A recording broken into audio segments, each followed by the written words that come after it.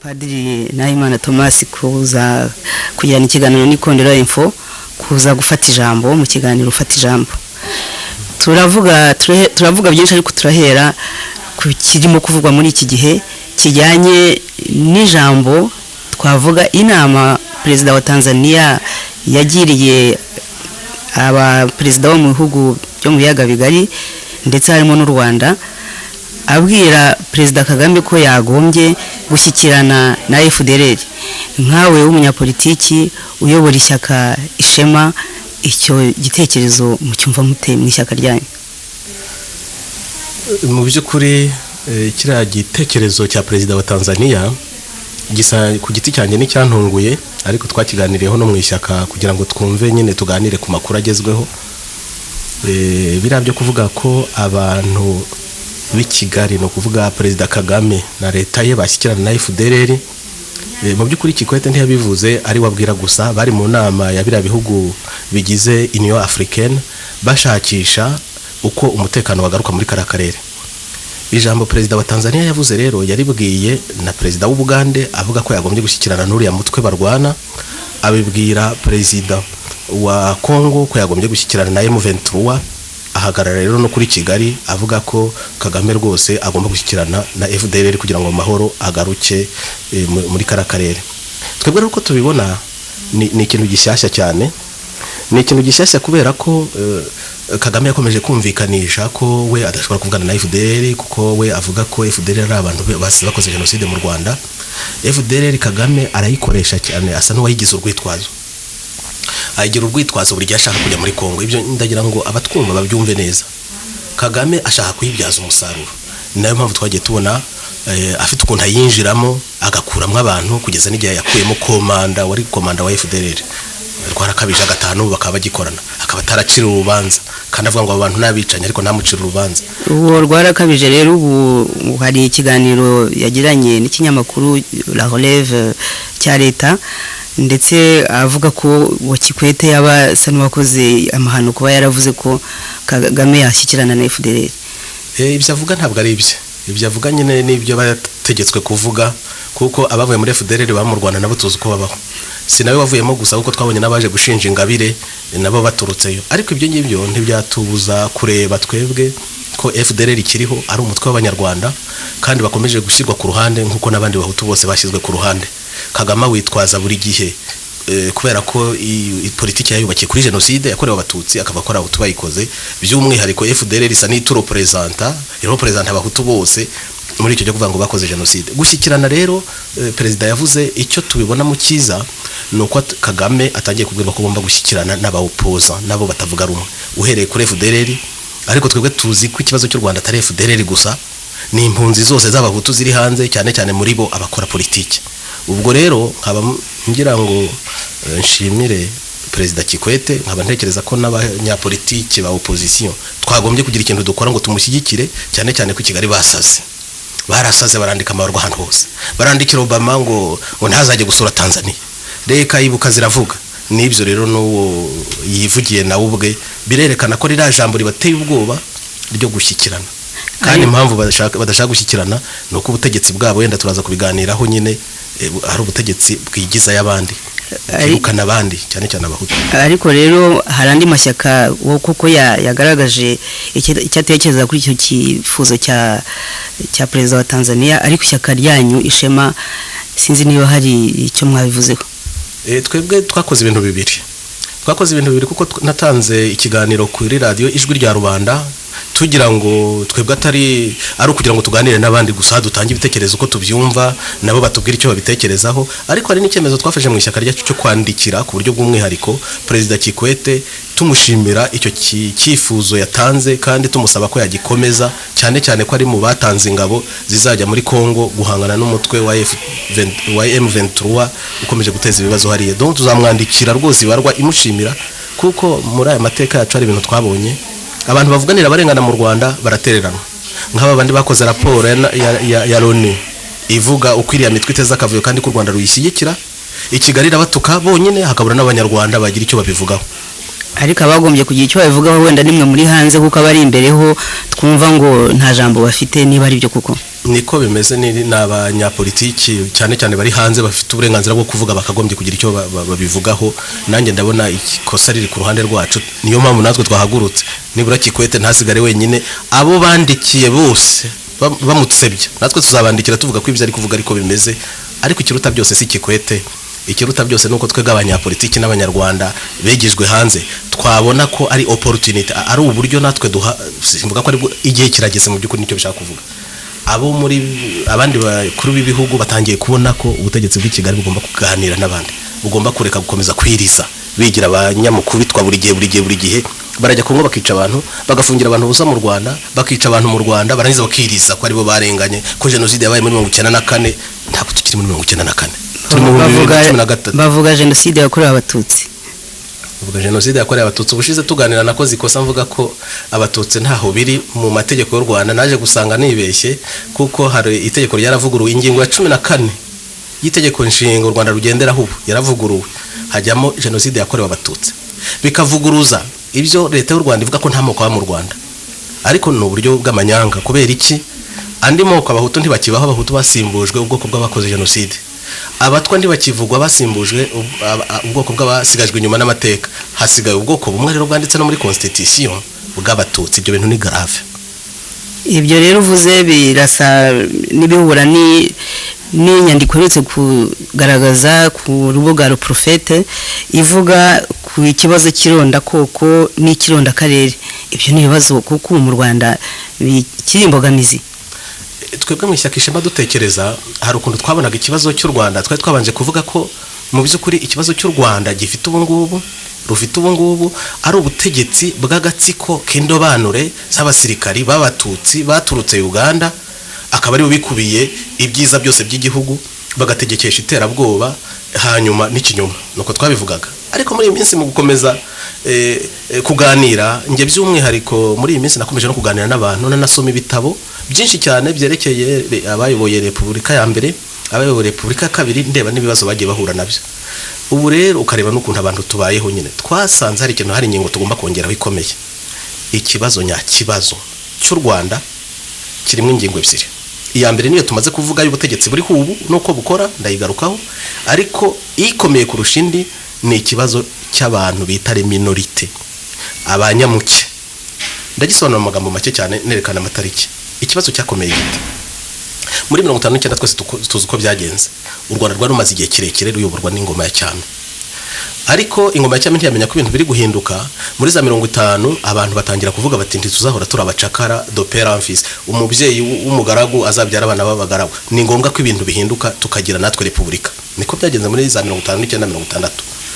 Noneho icyo abanyarwanda bagomba kumva cyateye ikibazo, cyane cyane ikibazo cy'amoko bakunda kuvuga, naho bagomba kugishakira. Mu matora ya mbere yabaye mu Rwanda, Runari yari ishyaka mu yandi. Runari ariko itsinzwe amatora, abari abategetsi icyo gihe b'ingoma ya cyami bahisemo kutayoboka abategetsi b'abahutu kuko bumvaga umuhutu adashobora kuyobora igihugu ngo kibe igihugu, barahunga. Iyo bigarukiraho yenda ibibazo byari koroha. Kubera iki? Kubera ko mu Rwanda hari abandi batutsi, cyane cyane muri rubanda rugufi harimo abatutsi benshi bumvaga bo bagomba kuyoboka abategetsi bashya, bakayoboka repubulika, bakaba mu gihugu cyabo. Iyo bigarukiraho ibibazo byari kuba byoroshye. Ariko baba bandi bahunze bumvise ko bahunze by'igihe gito, ko bagomba kugaruka bagafata ubutegetsi kubera ko ari Imana yabuhaye, kubera ko ari bo bagomba kuyobora u Rwanda. Birumvikana ko ari bo bavukiye kuyobora. Batangira aho humvikane neza ibitero bimena amaraso, ibitero by'inyenzi. Inyenzi nta wabibise, hari igihe bajya babeshya ngo n'abahutu babise inyenzi, nibo babyiyise. Ingangura rugo ziyemeje kuba inyenzi, nibo biyise inyenzi. Byatangiye ku munsi wa independence, byatangiye abanyamateka yenda ubutaha twazabigarukaho bavuga igitero cyahagaritswe cyari kije guhungabanya neza uwo munsi mukuru gutanabaho. Ibyo bitero byatangiye muri 1962 bigera muri 1968. Muri uko kumena amaraso, ibitero bimena amaraso, niho abantu batangiye kuvuga ati noneho bya bitero ni by'abatutsi badashaka repubulika. Byumvikana kuva icyo gihe ko abahutu bashaka repubulika, abatutsi bakaba batayishaka. Ikibazo cy'amoko gitangira gityo mu by'ukuri. Ariko icyo ngira ngo abantu bumve ni iki, abatutsi barwaniraga iki? Abo batutsi batekoze ibitero by'inyenzi byatangiye muri 1962 bigahagarara muri 1968 bikaza kongera gutangira muri 1990. Abo batutsi barwaniraga iki? Aho niho abanyarwanda tugomba kumva ikibazo kiri, tukashakira n'igisubizo. Abatutsi mu by'ukuri banze demokarasi iyishingiye ku matora ngo enome univua, kubera ko bazi ko mu mateka yacu abahutu bazishimira gutora umuhutu mwene wabo.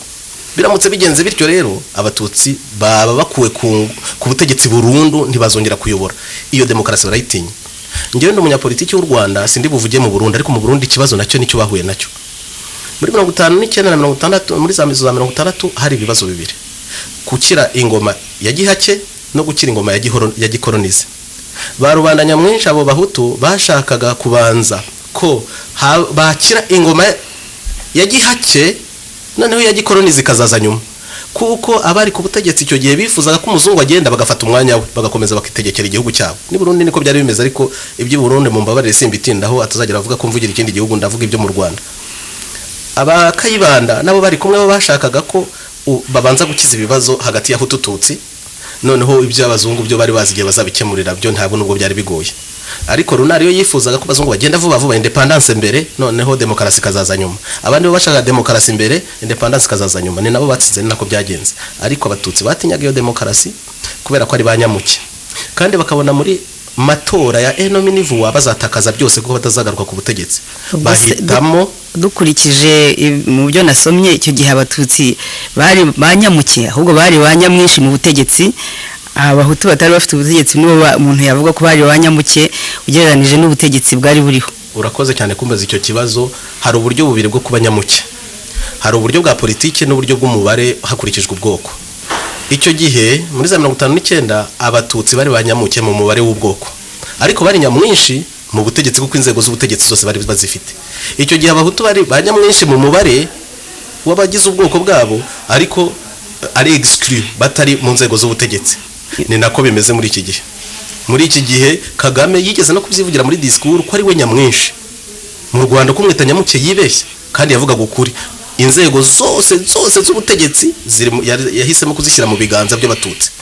Ariko hari wenda no mu mubare bashobora kuba ari benshi kuruta abahutu n'abatwa. Icyo nacyo ni ikibazo gikomeye abantu bakongera kuganiraho, ariko icyamasa duha abahutu baracyariho.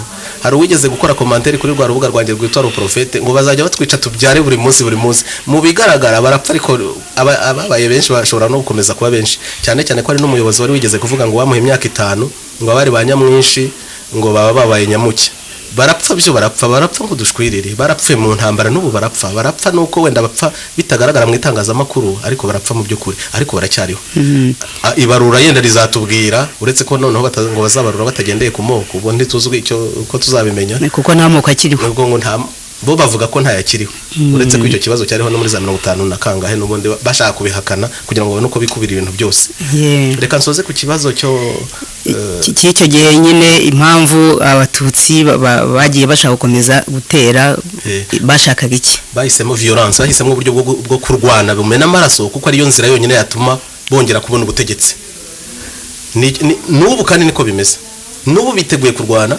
Noneho cyane cyane ko muri 1994 bagaragaje ko bashobora no kongera gufata ubutegetsi bwose mu buryo bwo kumena amaraso. Biteguye kurwana rero igihe cyose azaba hatarabona hataraboneka igisubizo cy'ukuntu abo banyamuke nabo inyungu zabo zagaragara mu nzego z'ubutegetsi ziriho mu gihugu kandi bakubahwa. Icyo kibazo rero cy'uko umubare mwinshi w'abahutu utaba menace ku batutsi ahubwo ukaba ishema ry'u Rwanda, icyo kibazo cy'uko ubuke bw'abatutsi butatuma bicwa barengana cyangwa ngo babure guhagararirwa mu nzego z'ubutegetsi, nicyo kibazo nyakuri cya politike tugomba gushakira igisubizo. Hagomba formule nshyashya ya demokarasi, nanone demokarasi igomba kubahirizwa ariko ituma abahutu biyumva mu gihugu batari exclure nkuko bameze baba nyamwinshi se imaze iki ko nyine bashyizwe ku ruhande, noneho ari inzego za gisirikare, ari inzego z'ubutegetsi nyine, ari inzego ahantu hose ahantu hose hafata ibyemezo, ahantu hose hahemba amafaranga meza, abatutsi nibo babifite. Nuko bimeze nta kundi. None se mwebwe mu nyandiko yawe wavuze ko icyo kibazo kironda koko nironda karere kizigwa kandi kikabonerwa umuti mufite mwishema n'ubuhe? Icya mbere twebwe uko tubibona nuko abanyarwanda babanza kwemera ko icyo kibazo kiriho kandi ko ari cyo gihangayikishije. Icyo kibazo mu by'ukuri biragaragara ko cyatangiye mu icyo gihe. Uretse ko kubyemera biruhije, kuko urebye nko mu Rwanda rw'iki gihe urareba ugasanga perezida ni Kagame, ugasanga minisitiri w'intebe ni Umuhutu, ugasanga barwarakabije b'abahutu bafite imyanya. Kugira ngo wemere yuko ubu haba hari ironda koko ngo uvuge ko abatutsi ari bo bafite imyanya gusa, biraruhije kubyemera. Abo n'abatazi ko inzego z'ubutegetsi zikora. Kuko icy'ingenzi si umubare w'abantu bagaragara, icy'ingenzi n'umubare w'abafata ibyemezo. Ninde ufata ibyemezo muri kiriya gihugu? Kandi ndagira ngo mbwire abantu b'abahutu ko abo barwarukabije bavugwa, abo ba ministre w'intebe ba Damiyani, ntabwo bari muri leta bahagarariye abahutu bavugira inyungu zabo. Bariya n'abantu n'abakozi bagatsiko, n'aba FPR, baranabivuga bakanabigendera bakanabyambarira, bambara n'imipira ya FPR. No kuvuga nabo kwa Kagame bariya ntabwo bahari bavugira inyungu z'abahutu. Mu by'ukuri washaka kuvuga ati bari abantu s'abahutu ni inkotanyi, nibyo nuko bimeze. No kuvuga rero ko nk'umuntu washaka kujya mu Rwanda agiye gukorana na FPR nawe ubwo aba yiswe inkotanyi. Ariko karega niko n'amategeko abivuga. Iyo ushatse gukorana na leta iriho hari uburyo bubiri bwo gukorana.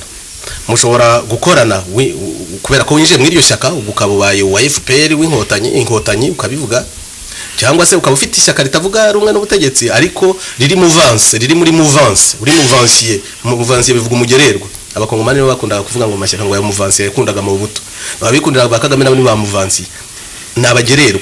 Ni ukwemera gahunda leta iriho ifite, ni ukuvuga leta ya Kagame, ukayikurikiza ukayishyira mu bikorwa. Ministre nicyo bashinzwe. Iyo utakibyemera uva muri iyo leta ukajya uyivuga utayirimo. Abayirimo bose rero kugeza ubu naba mouvancier cyangwa se nabo muri FPR nkuko babyivugira, abo sabacu sabo muri opposition. Abo ngabo barareba inyungu FPR ishize imbere, kandi izo nyungu twarazibonye, so kurindagiza abaturage, no kubasenyera amazu, no kubakona abagabo. Noneho bigeze naho iki ni nyungu ya FPR yera imbuto buri gihe kubera gutoza abantu ibinyoma, kubeshya. Noneho basigaye bakona abagabo rero bakabyara inyamaswa. Ariko mara ya hari inkuru iherutse gutambuka koko uyu mugore ngo wabyaye inyamaswa n'amafoto twarayabonye. Wayibonye se nyene? None ni ibikorwa bya FPR. Umuntu agahaguruka akumvisha abantu, agashaka kumvisha abantu ko yabyaye inyamaswa, ibyo ntibibaho. Ariko uwo mugore we yemera ko biriho, uko bishoboka, ariko ni FPR yabimutoje kandi ni kwikora. None se wenda tuvuze gato kuri iyo ngingo y'uwo mubyeyi wagiye akerekana inyamaswa ko ari we yayibyaye, nkawe uri umunyapolitiki, uri n'umupadiri wize ibintu bya analize, nka biriya wabyanaliza uti? Bigaragaza iki mu mitima, mu bwonko bw'abanyarwanda? Bigaragaza ikibazo gikomeye ko abanyarwanda bageze habi cyane.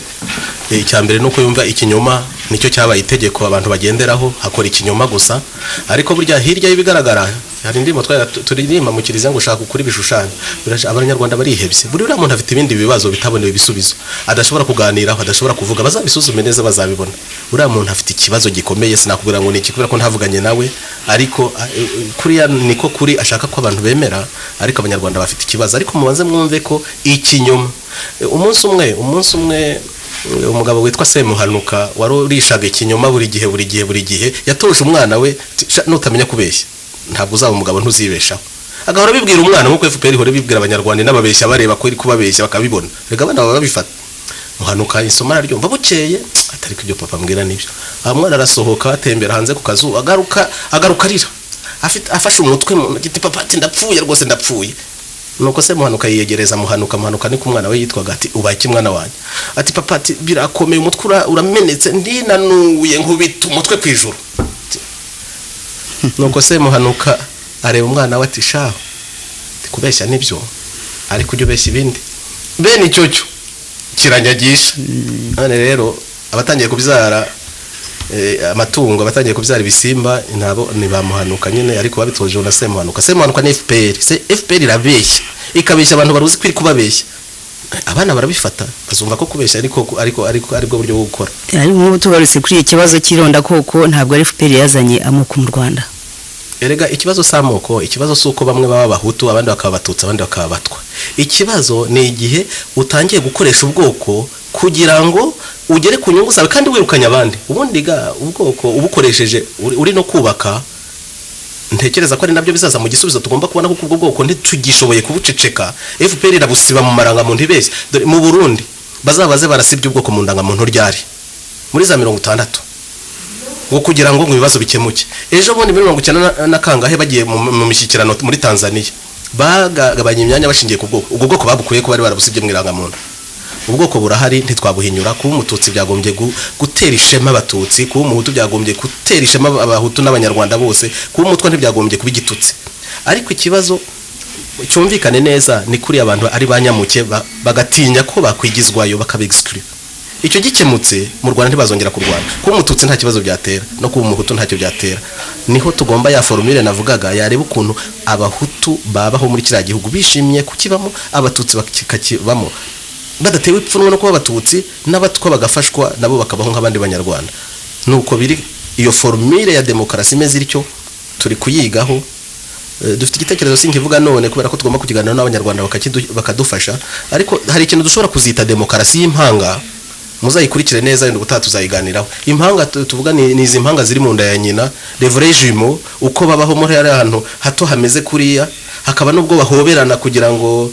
badakwega cyane nyababyeyi gasandara bakaba barapfuye niba dushaka kubaho abanyarwanda niba dushaka gukomeza kubaho abahutu n'abatutsi by'umwihariko bagombe babone igisubizo cyo kubana nabo kwica miliyoni y'abaturage ukabica ukuti kwikora mu nda kurenza uko nuko tuzikora mu nda kugera ryari igisubizo kigombe kukiboneke ishyaka ishema rizafasha abanyarwanda gutekereza no kubona igisubizo cyakoroshya icyo kibazo cyangwa kikagikiza burundu ariko nubundi nkurikije ibyo wanditse hari ibyo utekereza byaba umuti kuri icyo kibazo cy'ironda koko nkuko wabyanditse uwo muti ni ubuhe uwo muti nta wundi buvuge none ariko icyo navuga nuko twatangiye kubitekerezaho mu ishyaka ishema ikigara icyambere nuko abanyarwanda bose bemera ko ikibazo cy'ironda koko ari ikibazo gikomeye mu gihugu bakabyemera Perezida Habyarimana mu minsi ye ya nyuma yasabye ko inkotanyi zimaze gutera rwose arusha baganira kuri icyo kibazo cya les droits des minorités ni gute les minorités cyane cyane tutsi bazagira uburenganzira bwabo mu gihugu ntibazire uwo mubare inkotanyi zanze FPR yanze ku icyo kibazo kiganirwaho kandi impamvu irumvikana nuko bashaka kwifatira ubutegetsi bwose batagombye gusangira n'abandi ubwo rero twebwe turasanga hagomba kuboneka byanze bikunze demokarasi kuko bigomba kuba demokarasi ituma abahutu n'abatutsi bagaragara mu nzego zose zifata ibyemezo bakagaragara mu gisirikari bakagaragara nibura mu buyobozi muri komandoma y'igisirikari ubu nubwo bumwe gusa tutsi gusa ingabo zimeze kuri abanyarwanda bazigirira ikizere bate ko arizo zinafite ubutegetsi kiriya kibazo kidahindutse ibindi bakora bya politiki ibindi tuvuga ntabwo bizakemuka ingabo ariko no kugiye cy'abahutu niko byari bimeze nabo batutsi nyine nta mwanya bari babifitemo dore aho byatugejeje abantu bakagaragara muri administration abahutu n'abatutsi bakagaragara mu bigo byose bya leta mu butabera bakagaragara twebwe formule yacu izaza igomba kuzakemura icyo kibazo ku buryo mu nzego zose zitorerwa n'abanyarwanda kuri presidence ya Republika mu badepite mu bahagarariye abaturage intumwa za rubanda mu bameya icyo kintu abantu bakitaho hakagaragara abahutu n'abatutsi. Sinakubwira ngo bizagenda gutya kuko turacyabiganira, mifiteho igitekerezo ariko turacyabiganiraho n'abandi. Mu minsi itarambiranye tuzababwira twebwe uko tubibona, ariko bagomba kugaragara kandi bakagaragara ataraba umurato nka kwa kundi unomanye n'abaministre ugashyiramo abatutsi babiri bo kwerekana ariko batagira ijambo, nk'uko ubu nyine bimeze babandi benshi barimo bagaragara ba Rucago, bagaragara ba Rwarakabije, bagaragara ba Pierre Damien ariko batigera bafate umuplanta barusha ubutegetsi n'ububasha. Ntabwo ari igisubizo icyo ngicyo tuzakibona, ariko si twebwe twenyine tugomba gufatanya n'abanyarwanda kuganira nibiyumvishe kwica ari ikibazo. Niba mara kumva ko ari ikibazo igisubizo kizaboneka. Gusa hari akantu nshaka kuvuga aho ngaho nuko by'umwihariko abahutu, kuko abahutu nibo banyamwinshi kandi bakaba ari exclure bakabizemera, nibo nshaka kubwira. Ngewe hari igihe mbareba muri aya mezi ane maze, ariko sinavutse hashize amezi ane, mfite imyaka 42. hari igihe mbareba nkumva banteye impuhwe abahutu by'umwihariko. Impamvu mbivuga nuko abahutu ubu nibo bakwiye kuvugirwa kuko aribo bafite ikibazo. Simpaka nako abatutsi badafite ibibazo mu Rwanda, barabifite rwose nabo wenda bagiza barabibona ko amaherezo bira bintu ntaho bigana. Barabibona ko ubutegetsi bwo kwikubira abantu bakabyikubira begeza y'abandi exclusion, amaherezo bizasandara kuko nta bantu baremewe kuvukira kuba bagaragu. Noneho icyo nari ntangiye kuvuga icy'abahutu nyine icyo ushaka kubabwira nuko iyo barebye ubona basa n'abatazi ko bafite ikibazo. Urabareba ukabona bameze nk'utwana tw'inkoko, udushwi tw'inkoko turi gukinira munsi y'icyari cy'agaca ariko tutabiruzi nyine twikinira ntitumenye no gucenga. Abahutu bafite ikibazo gikomeye muri kira gihugu. Abahutu n'exclure, abahutu barapfa, abahutu baricwa. Yaba mwari muzi ukuntu bica abana mu mutwe, birabyo kubasezera mu mashuri ntibabarihire, bagahora babumvisha babashyiramo complexe ko ari abana babicanye. Ibyo bibishyize kuri generation yose bazabyara niba abandi nyine bazajya babyara amatungo. None icyo nshaka kubwira abahutu, baramutse bumvise iminota 25 gusa ko bafite ikibazo muri kira gihugu, ko ari exclure, bakabyumva iminota 25. Sinavuze abahutu bose bari muri kira gihugu, 10% by'abahutu ikibazo cyabonerwa igisubizo mu mezi 6 akurikiyeho. Ntabwo mpamagarira abahutu ngo nibakanguke bajye kurimbura abatutsi. Iyo solution bayivuze twarayibonye icyo yatanze. Abatutsi n'abanyarwanda nk'abahutu nk'abatwa, ibyo nibyumvikana. Ariko abahutu aho bari simpaze, nge mbona basa n'abadakurikira, ariko si bose. Hari ndatekereza ko igihe kizagera bagakanguka, ariko nk'umunyapolitiki niho mbahamagarira rwose ngo bihutire gukurikira, bamenye biri kuba, bamenye ikibazo bafite, bareke kwigumira mu tunyungu twabo gusa, buri munsi birirwa inyuma ya twaferi twabo gusa, batabona ku ruhande rwabo umuntu ari gupfa umwe, umuntu akazabyumva ari uko bimugezeho nawe bamufashe mu ijosi. Nicyo kibazo mfite, bakwiye kuvugirwa kuko nibo exclure muri iki gihe kurusha abatutsi, nubwo n'abatutsi nabo bafite ibyo bibazo. Ese abo bahutu uvuga n'abari hanze n'abari mu gihugu? Abari mu gihugu n'abari hanze, ariko abari mu gihugu bo ibibazo barabizi kuko babibamo buri munsi. Gusa nabo bose bakora iki nyene? Umuntu yanambaza ngo bakora iki? Nicyo nangiye kukubaza kuko umaze kwerekana uko mu Rwanda hameze ku gisirikare ari cy'abatutsi, inzego zose za politiki z'ubutegetsi zirimo abatutsi. Uwo muntu udafite umwanya aho ngaho yakora ati? Aho ngaho niho nkubwira ati ese ahubwo azi ikibazo neza cyane cyane nuko cyakemuka, kuko ejo bundi numvise umuhutukazi w'umuministri witwa Mukantabana ugiyemo vuba wahoze ari impunzi utawutse vuba, abwira impunzi zamubazaga ikibazo ngo hoya ngo mwibazi baso byanye mu buryo bwa politiki, ngo baza ikibazo cyawe wowe wenyine ku giti cyawe, ibanga naho riri. FPR ya Kagame ntishaka ko bahutu bakora politiki. Gukora politiki bivuga iki? Nuko umuntu atabakire butunyungu twe twonyene gusa, ureba neza abandi noneho mukishyira hamwe mukabariza hamwe, nibyo bitanga ingufu zitwa za politiki.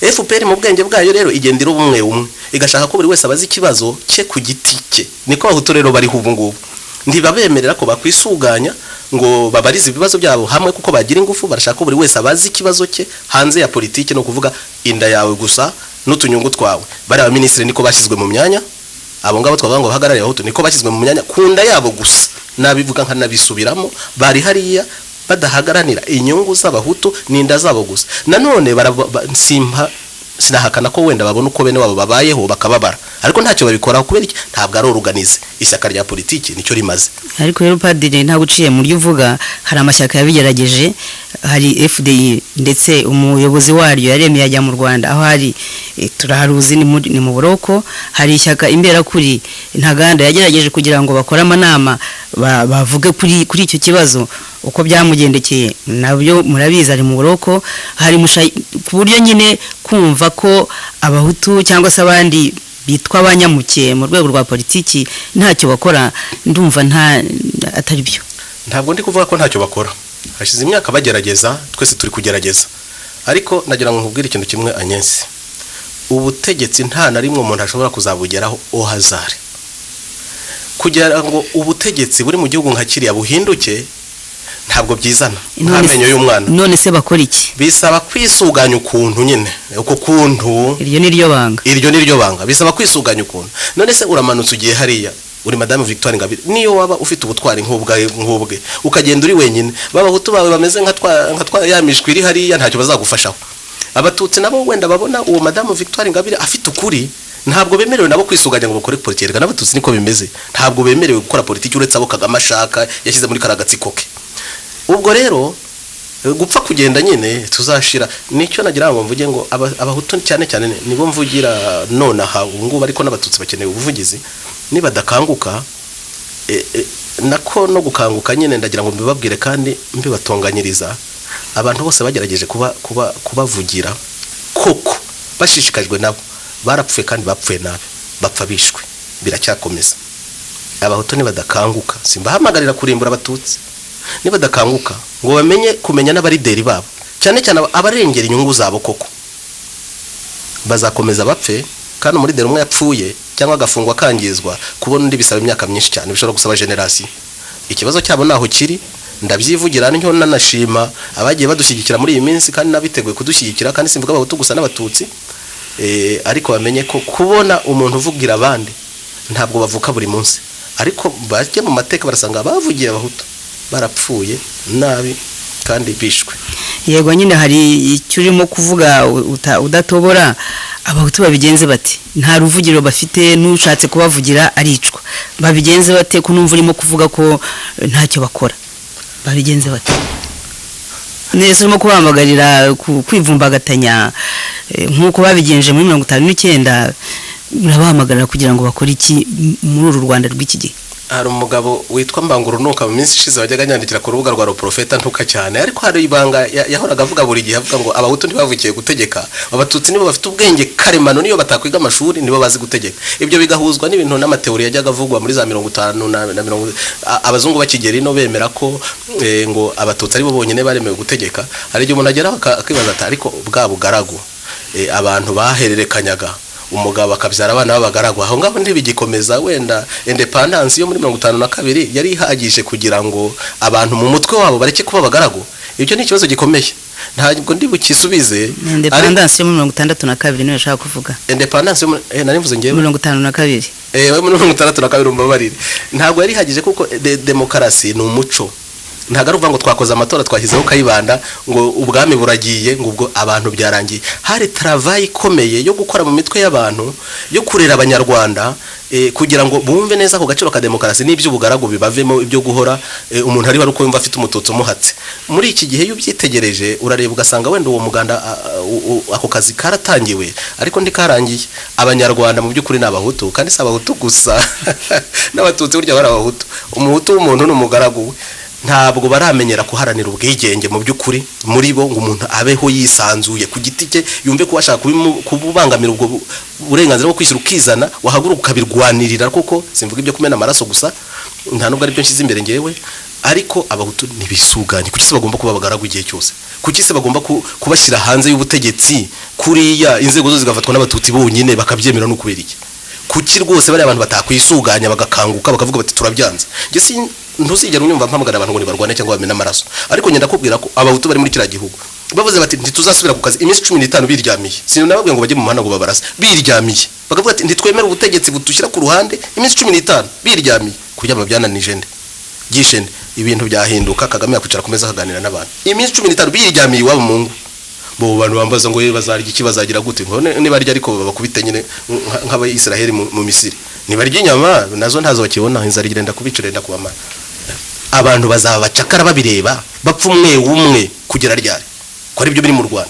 Yaba navugaga ibintu byo kubeshya, we navuga nti ndi kuvuga ibibazo bitariho cyangwa se ndi gushyushya imitwe, abantu babayeho ku buryo buteye agahinda mu gihugu, barabarandurira imyaka, ugahinga abantu bakaza b'inkongobotsi ngo bafite ngo za politiki ngo za gahunda za leta bari gushyira mu gihugu ngo bakarandura imyaka y'abaturage, bakagusenyera inzu ugakomeza ugatumbira. Nibyo mpamvu mvuga ngo bameze nk'imishwi iri munsi y'icyari cy'agaca kimanuka kikarya ako gishishakiye buri munsi. Abantu bazapfa kuri urusorongo, bazakomeza kuba ibikoresho n'abantu b'abanyabwo kugera ryari. Nicyo nibaza mu ishyaka Ishema tuzakomeza kubibabwira, niba byumva bazareke duhaguruke, tudahaguruke kwica abantu, tudahagaruke kubangamira abandi, ariko twirenganure. Ariko nta wabujije guhaguruka, kuki uzuni udahaguruka? Oya, muri politiki y'abamwe banga ntabwo abantu bapfa guhaguruka gutyo. Hari ukuntu abantu bahaguruka, hari ukuntu organisation ituma abantu bahaguruka. Icya mbere muri ibyo no kugira abarideri bababwira ijambo rituma bavuga ati twanyura hano bikagenda biri. Niyo mpamvu ubona mu ishyaka Ishema tuvuga ngo ubu turi kwisuganya,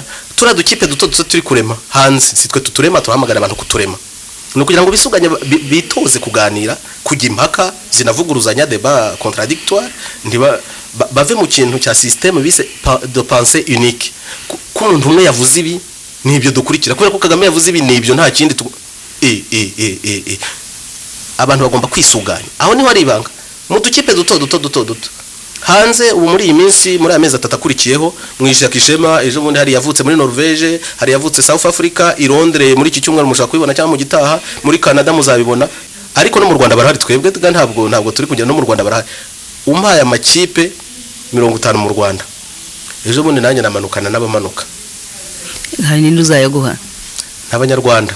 Ntekereza ko nidukomeza kuvuga iby'ishyaka Ishema tubabwira ibyo nabo bibonera, bazavuga bati koko reka twisuganye, twirengere, twirwane. Niba dushaka kwirwana naho no kwirengera, bakumva kuba bacakara ari byo bibanyuze, nakazi kabo no sinabagirane. Nge nzakora umurimo wanjye ukubahugura, mbabwira nti nimureke twisuganye, turebe ko Kagame n'agatsiko ke bareka gukomeza kutugira abacakara. Kandi simbibwira abahutu gusa, ndabibwira n'abatutsi, ko abatutsi nanone simbashinje ironda koko riri muri bura butegetsi.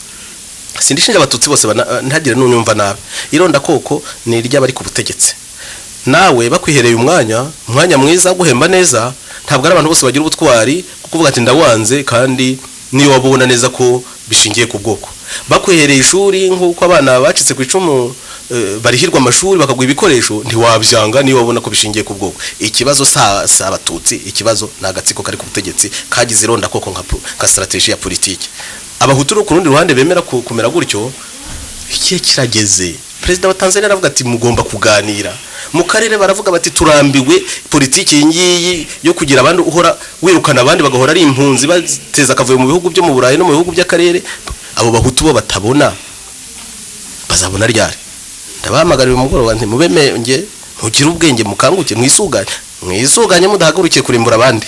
Ntabwo ariyo politiki iyo imena amaraso, ntabwo ari, ariko murengere uburenganzira bwanyu, kuko ironda koko riri muri kira gihugu, ironda koko leta ya Kagame iyoboresha kira gihugu riteye isesemi, birakabije n'ukuri. Ye mu byo uvuze hari bijya guhura n'inyandiko abo twita abajene bo muri Jambo News bavuze ibirebana n'urubyiruko rwo mu Rwanda, kuko urimo kuvuga uti abahutu ni bahaguruke bisuganye.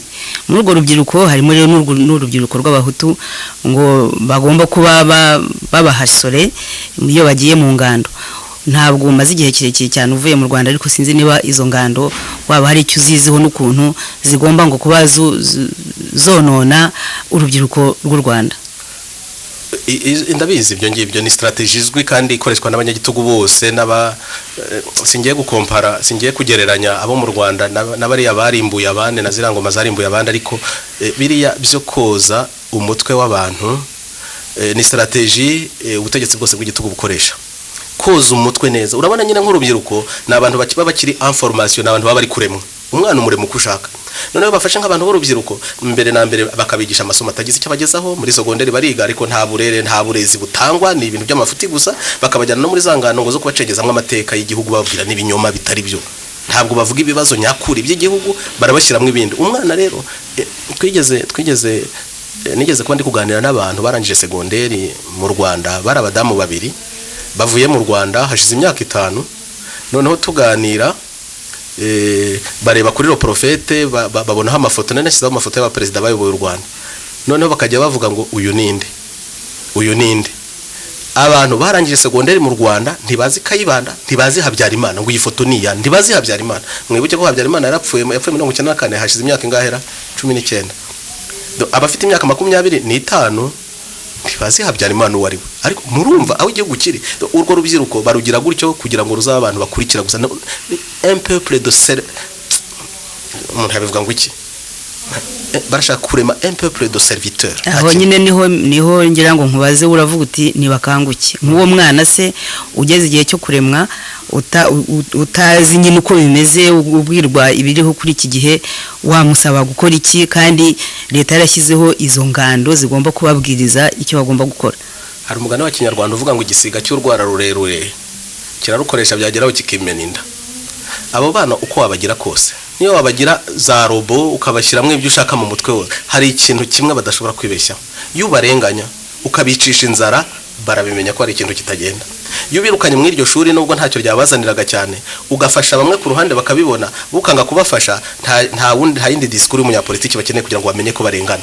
Ngibyo isomo bararihawe. Mu by'ukuri umuntu nge sinkeneye kubategura bo mu Rwanda. Kagame arabantegurira bihagije, arabategura kubera karengana bakorera. Umwana niba waramugize ikirindagize gute akabona se amaze imyaka 40 ingahe mu buroko agemura buri munsi kandi nta n'urubanza yaciriwe cyangwa se narengana, umwana nabizi n'abandi bose babizi, uwo mwana nta n'uwo wamujyana mu ngando 50, uwo mwana arabizi ko ubutegetsi bumurenganya. Ubutegetsi bwa Kagame bwarenze igipimo mu kurenganya abantu, ubwabyo birahagije ngo bafungure amaso. Habuze kimwe rero, ikibura no organisation. Noneho bakwishyira hamwe bate kugira ngo basabe uburenganzira bwabo nabwo bwubahirizwe. Aho ngaho niho ubutegetsi bw'igitugu bwa Kagame bukora cyane, bwica uwo bubona wese ahumutse bumukuramo. Hari ijambo bajyaga bakoresha kera tukiriba mu Rwanda, bavuga ngo abavuga rikijyana. Aba umwanzi wa FPR no umuntu abandi mu giturage bita uvuga rikijyana. Umuntu ujijutse babona yajijura abandi, ni bene uwo baroba, akakubitwa agafungwa cyangwa se bakamumenesha gahunga. Ukabuzi ko kugira ngo hazavuke undi bizafata igihe. FPR ntago yobowe n'injiji, ibyo barabizi. Nanjye rero nkavuga nti ubutumwa bwanjye kimwe n'abandi bumva Imana ibahamagarira ibyo ngibyo, nuko twakomeza kuvuga ko abantu bakwisuganya ariko tugatinyuka tukajya n'imbere. Bakatubona. Nicyo niyemeje, niyo mpamvu naretse umurimo wanjye kugira ngo njye imbere babone ko ndi kubiharanira. Yenda hari abandi bazabyumva kandi batangiye kubyumva, hari abo mbona batangiye kubyumva ari nabo bisuganya bajya mu makipe Ishema. Nkavuga nti igihe kizagera Kagame yemere ko tuganira, cyangwa se tumubwire tutabwo nubwo dukeneye kuganira nawe kubera ko wabyanze, natwe turashaka uburenganzira bwacu bwubahirizwa. Nakubwiye ngo ntibisaba ko abantu bajya no myigaragambye ngiyi mu muhanda baniryamiye iwabo bakanga gukorana n'ubutegetsi. Iyo ni principe de non coopération yonyine irahagije ngo abantu ibintu binduke mu gihugu. Bangiye gukora bakorera ubutegetsi bube exploiter, ubutegetsi bubahindura abacakara. Iminsi 15 gusa yonyine mu Rwanda biryamiye. Ubu numubwira ikizakurikira bitangazwe bisibwe mu binyamakuru bibwirwa abazungu ko abantu b'abanyarwanda barengana banze gukorana n'ubutegetsi none bahise mu kwiryamira. Ibyo byonyine bazabingeragereza nyuma bambwire ko nta cyahindutse. Ngayo nguko iyo buri turi muri uku kwezi turimo kwa gatandatu, n'ukwezi kuzatangira ejo, n'ukwezi benshi bibukamo urupfu rw'Abihayimana rwabereye igakurazo hari Kabgayi. Mu ishyaka ryanyu mutekereza kuba mwakwibuka abo Bihayimana? Kuko ntekereza ko muri iryo ronda koko cyangwa se muri ubwo kudahabwa uburenganzira hari igice cy'abanyarwanda bavuga yuko batemerewe kwibuka. Kiliziya Gatolika ntabwo yemerewe kwibuka Abihayimana baguye igakurazo. Ubajije ku ruhande rwa Kiliziya Gatolika no ku ruhande rw'ishyaka Ishema. Ku bya Kiliziya Gatolika sinyivugira, icyo nzi nuko ifite uburyo yibuka butari ubwa politiki, no kuvuga kuvugira abantu mu misa, no kubasabira, no kubashyingura mu cyubahiro. Ibyo nabyo yarabibujijwe, cyane cyane ko nk'abasenyeri baguye aho ngaho gakurazo baracyatabitse mu gituro kimwe ikabgaye. Nta burenganzira bafite, politiki yabimye uburenganzira bwo kujya kubahamba muri katedrali y'i Kigali no muri katedrali y'ibyumba nibyo. Ubwo rero uko Kiliziya mu Rwanda izabigenza simbizi, ariko yo bavuze na misa na padiri yiherereye abazi ko yasabiye abo bantu bikarangira. Ubuse kuba abo basenyeri badashobora kubona uburenganzira bwo guhambwa mu cyubahiro, barazira ko bari abahutu, barazira ko ari uko bari muri Kiliziya Gatolika. Ikibazo kirakomeye. Ikibazo gituma badashyingurwa abo bantu nuko iyo washyinguye uravuga ukabura iyo bishobotse uvuga n'icyo umuntu yazize. Abo bantu bishwe na FPR, kandi tuzi ko abishwe na FPR nta burenganzira mu Rwanda. Ibyo ni nabyo biteye ubwoba nyine, byerekana na rya ronda koko riteye isesemi navugaga, kugeza n'ahantu ujya kuvangura imirambo cyangwa se ukayicanga nk'uko ndi bubivuge. No, bari abantu ntibemerewe gushyingurwa kubera ko bari abahutu bishwe na FPR, cyane cyane uretse kwagwemo n'abatutsi, hagwemo na wa mwana wa Esperance witwa Sheja, nawe tuzibuke ejo bundi. Ubwo rero byerekana nyine ubutegetsi dufite uko bumeze bw'iterabwoba, ubutegetsi busuzugura abantu, bugasuzugura n'abapfuye, kuki se batagomba gushyingura bene wabo. Ariko biriya biri muri gahunda ndende yo kwica abantu mu mutwe. Iyo upfushije umuntu ntukora icyunamo, ugahora ntushobora gutuza mu mutima, uhora n'agahinda, uhora n'amarira. Iyo uri mu marira rero n'agahinda, ntibuka gukora politike, ntibuka izindi nyungu, kuko uba uri muri eta sogo, ugahora muri ibyo urwana n'abapfuye, utaza aho bari, utaza aho babajugunye cyangwa unahazi, kandi udashobora no gutunga urutoki. Ibyo FPR bikora ku bushake, yifata abatutsi gusa akaba ari bo bibukwa, ikabuza abahutu yishe kwibuka, cyangwa se bishwe n'abandi bahutu bishwe n'interamwe kwibukwa. Ibi bizi neza ikiri gukora, ibigira ngo abantu ikomeze basenye mu mutwe, bakomeza ari ibihuhwe biri aho ngaho, ari ibihungetwe biri aho ngaho, ibizi ikiri gukora.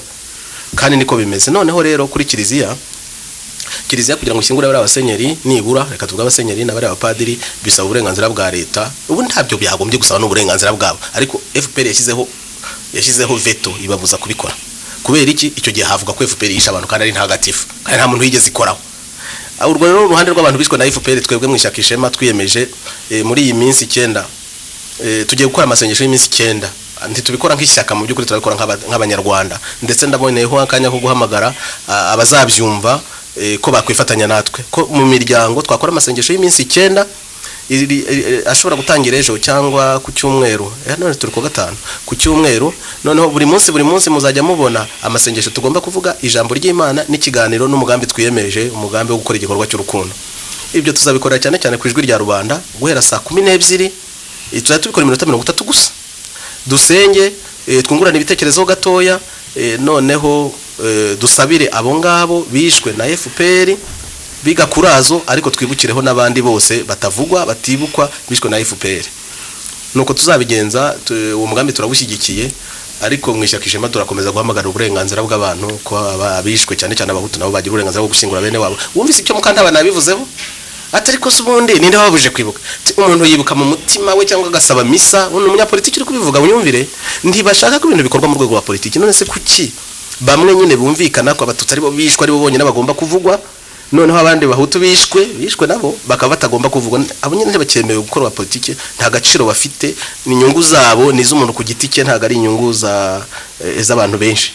Aho ngaho hari ibanga rikomeye ry'uko abantu batagomba gukora politiki, babujijwe gukora politiki. Aho nyine niho ngira ngo ntugarukeho, kuko bavuga ko abahutu bagomba kugerageza kwinyagambura, bagomba kugerageza kwiruganiza, nyamara kandi ugasanga na Kiliziya Gatolika yose uko ingana ifite na papa ku mutwe wayo, batarashoboye dore imyaka ishize batarashobora kurenga urwo rukuta rwa FPR rw'ubutegetsi buriho, kugira ngo bushobore kubahiriza nibura amwe mu mahame y'Imana yo guha icyubahiro umuntu witabye Imana.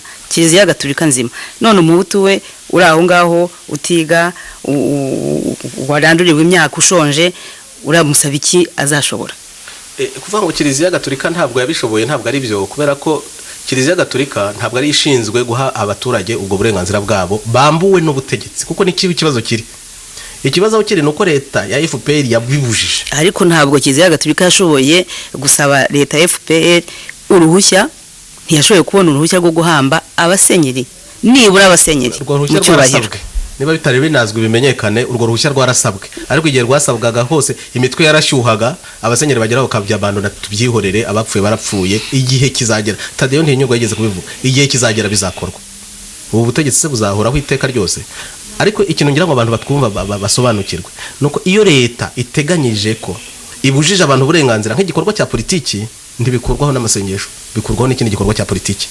No kuvuga ko iyo leta ibuza abaturage kuburenganzira bwabo bwubahirizwa, igomba kuvaho mu nzira za politiki, ntago ari Kiliziya izabikora. Niba abanyarwanda rero niyo baba abakristo Gatolika batazi kwisuganya mu buryo bwa politiki ngo barwanye indi politiki mbi, ntabwo ari Kiliziya izabikora, nta nubwo ari umurimo wayo. Hari rero umuntu waruzi yuko turi bugirane ikiganiro akaba yabajije ikibazo, ni umuntu witwa Jean d'Amour wo muri Kongo. aragira ati mumbwirire padiri bikurikira ngo ukuri guca mu ziko ntigushya, ni ugukomeza kumvisha abo bene Kanyarwanda ukuri bakicara bakaganira, naho se buri wese yahorana intimba ku mutima akayiraga abana n'abakomokaho, iyo sosiyete yabimeze ite?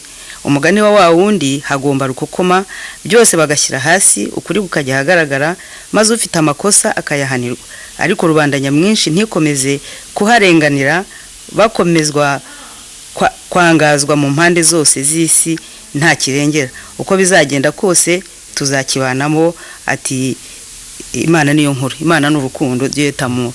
Uyu nawe arimo kuganisha kuri rubanda nyamwinshi no kuri rukokoma n'ibiganiro. Ese wamubwira iki? Ni Jean d'Amour. Jean d'Amour ndabona yararangije kubyumva. Ikibazo kiri mu gihugu kirahari, kiragaragara. Hari abantu bashyizwe ku ruhande, cyane cyane nabo bahutu. Iyo tubivuze gutyo biba byoroheje, kuko ubundi wagombye kubita n'ibipinga ukabona ko atari abantu exclure gusa, ahubwo bahinduwe n'abanzi b'igihugu. Abanzi b'igihugu. Ariko ubundi igipinga ni iki? Igipinga ni ijambo rituruka ku Giswahili rya kupinga, ni ukupoza, no kwanga ibintu, ibyo byose biriho. Ntabwo gusa bari ku ruhande, ahubwo baranarwanwa rimwe na rimwe, rimwe na rimwe bafatwa nk'abanzi b'igihugu. Iyo igihugu kimaze kukwidentifya kuri umwanzi gikora iki? Nuko gishyira ubushobozi bwose gifite kugira ngo kikurwanye mu nzira zose zishoboka. Bararwanwa rero, ntabwo ari kubashyira ku ruhande gusa. Uriya mugabo rero Jean d'Amour ibyo avuga ni ukuri. Avuga ati nimutaba amaso mu yandi magambo, ariko simvuga amaso ngo babandi bahamagarira abantu kwica abantu, ndabigarukaho kenshi kuko ntabwo ari cyo gitekerezo dufite. Ngo bisuganye n'uburenganzira bwabo, nta cyaha kirimo ko mwakwisuganya mukaharanira uburenganzira bwanyu. Nta cyaha, ariko nta burenganzira buhari. Ubwo burenganzira ntawe ubutanga, ahubwo leta zimwe na zimwe nka ziriya FPR zirabubambura. Nimwe mugomba kubwisubiza. Ntabwo Kagame ari we uzaza kunshaka hano ngo maze rero ngo padiri ngo ino ngo rwose ngo tuganire ngo nguhe uburenganzira bwawe wabuzwe ngo na bene wanyu ntabwo ariko bigenda. Politike no kwiteye abantu nibo bagomba kwisuganya. Gusa icyo numvaho abo benshi nyine bari hanze y'ubutegetsi nuko bisaba ni kakabanga, bisaba organisation iteye ukuntu, bisaba abantu bake batinyuka bakajya imbere. Kubera iterabwoba leta y'i Kigali ikoresha kugira ngo abantu bakomeze kuba banyakamwe, buri wese acunga utubazo twe gusa, niyo mpamvu yahahamuye abantu. Kandi abo bantu abo nyamwinshi avuga ntago batinya baringa, babonye bakererwa, babonye baraswa mu Rwanda, guhera iyo za Byumba, Kibeho, muri Kongo, mbese nkuko n'abatutsi bishwe muri 1994 barabibonye n'amaso yabo. Ubu rero umurimo dufite wo kongera kubabwira ati hari ikintu twakora, ntugire ngo uroroshye nyine, nubwo mbabwira ko ariko ndabizi ko bikomeye. Twarabonye batwica, nabonye banyicira ababyeyi, nabonye Kagame abasirikare badukerera, ntugire ngo biroroshye ko nge namubwira gusa ati nimuze dukora igikorwa kizima, ntibihita biza ku kanya. Niyo mpamvu tugomba guhozaho tubahamagara, ariko nababwira nakazi kanyu. Ibyo ari byo byose nimwanga mugakomeza ngo muri mwiterabwoba, muri mu bwoba, muri kugira muzapfa mushire. Uyu we arimo gushyira imbere ibiganiro rukokoma, urabona ari ibintu bishoboka muri iki gihe? Ni ibintu bishoboka cyane, gusa kugira ngo umuntu yemere nk'abari bifitiye ubutegetsi barabushingiye ku ironda koko, kugira ngo bemere ko muganira muri politiki nabyo ntipfa gukorwa gutyo. Hagomba rapport de force. Ubwo ndabona naho kugusubiza cya kibazo cya FDLR. Kagame kugira ngo ajye kuganira na FDLR baraganira, se baganira iki? FDLR niba mu munzani nta kirifite, muraganira iki? Ko muri politiki ariko bikora. FDLR y'inyagambo gato ikagaragaza ko ari ikintu ishobora gukora, icyo gihe bavuga bati ibaye dangereux, reka turebe uko twaganira. Ariko FDLR ntigeze itera u Rwanda, ntinatera u Rwanda, ntabwo bazaganira rero. Sinjye ubujije Kagame kuganira, sakajya kuganira. Niyo mpamvu avuze induru tubara abantu turaganira iki? Ubwo yabashyize ku munzani asanga wapi. Ariko FDLR igize ukuntu bigenza ikisuganya, uretse kuko kwisuganya nabwo gukorwa ukuntu hari ibyo bisaba. Mbere na mbere gasaba n'abavugizi n'abantu bavuga koza abantu barwanira. Ntabwo kuvuga gusa ngo twarababaye ngo badushyize ku ruhande iyo ideology yagije ngo ushyigure ubutegetsi buriho. Nuko abantu bagomba kwisuganya mu buryo bwa politiki, bagakora ayo makipe matoya, bakagira ishyaka bibumbiramo, bakajyamo, bamwe bagatinyuka bakajya imbere, bagatinyuka ryaterabwoba, bakayobora abandi. Nta kundi byagenda. Ngewe umurimo wanjye rero niyemeje n'abagenzi banjye dufatanyije ishema no gutegura bene abo bantu bashobora kuyobora abandi. Ariya makipe yacu nimujye na makipe gusa yo kwitembera cyangwa no kugira ngo aba bantu batandatu bahuriye mu gakipe ishema baganire. Dufite porogaramu tuzakurikiza, baganire, bemere kuba bajya hagaragara. Erega ngewe nari umupadiri, sibyo? Turabyumvikana. Niryo ari mwatangiriye kunyita umunyapolitiki ku munsi numvikanye na bagenzi banjye, tukajya hagaragara ngo dushinze ishyaka rya politiki, tugiye guharanira inyungu za benshi. Hari uwabitugize se? Nitwe tubyigira kubera ko twabyiyemeje. Abanyarwanda igihe kirageza ngo bafate icyemezo. Cyane cyane sina bose, nta nubwo dukeneye bose. Kare nigeza kuvuga ngo 10% gusa babyumvise byaba bihagije. bake muri bo babyumvise bagafata icyo cyemezo kwenda bahamagarirwa kuyobora abandi, bake mwari gukunda ibintu bihinduka mu gihe kitarambiranye. None se mwebwe muri hanze mwize n'ibintu byo kuyobora mubizi, organisation mufite ni yihe uretse kwa benshi bamaze iminsi bishimira ko bashoboye kujya gutera Kagame amagi ngo namase? Buriya rero biri kiriya gikorwa gifite agaciro karenze ibyo babonye. Gutera Kagame amagi no kumutera amase ni izo nzira babonye nyine, no se ko umuntu ataganira nabo atavugana nabo bari kuvugana nawe gute, ariko bagaragaje ko batamwishimiye. Kandi abazungu birondera hari ikintu babonye, ariko cyane cyane uwabwirwaga ntabwo ari n'abazungu birondera, ni Kagame, kuko uwamuteye yigiye yashoboraga no kumutera ibuye, yashoboraga no kumutera grenade ayibonye. Kandi ibyo mwebwe ntabwo muhigikiye mu ishyaka ryanyu? Ntabwo ari igisubizo, ntabwo ari cyo gisubizo. Ariko Kagame yabonye ko bishoboka, buriya yabonye ko nabyo bishoboka kandi birashoboka. Wese ko zitera abandi, wese ko batera amagrenade ako batera amagi, yabaduteraga amagi gusa nta kibazo, yabaduteraga amase akatureka tukabaho.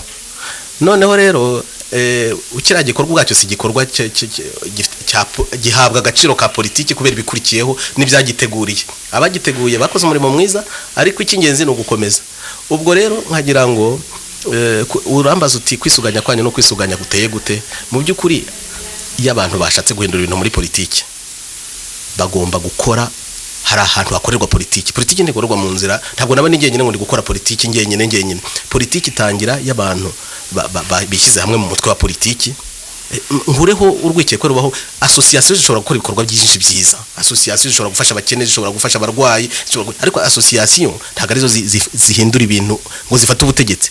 Association zikenera biyemeza gukora politiki ku mugaragaro, bakajya hagaragara, noneho bagakora program politiki. Nkatwe mu ishyaka Ishema twavuze ibintu twakora turamuze tugeze ku buyobozi, icyo ni kimwe. Ariko tunavuga inzira twanyuramo kugira ngo dukure ubutegetsi buri ku igihugu cy'u Rwanda kirimo abategetsi, ariyo nzira y'amahoro twakomeje kuvuga. Ariko turacyayanonsa gusa, nitumara kubona uburyo bukwiye ngubu bwo kubisobanurira abanyarwanda tuzanavuga neza uko bikorwa.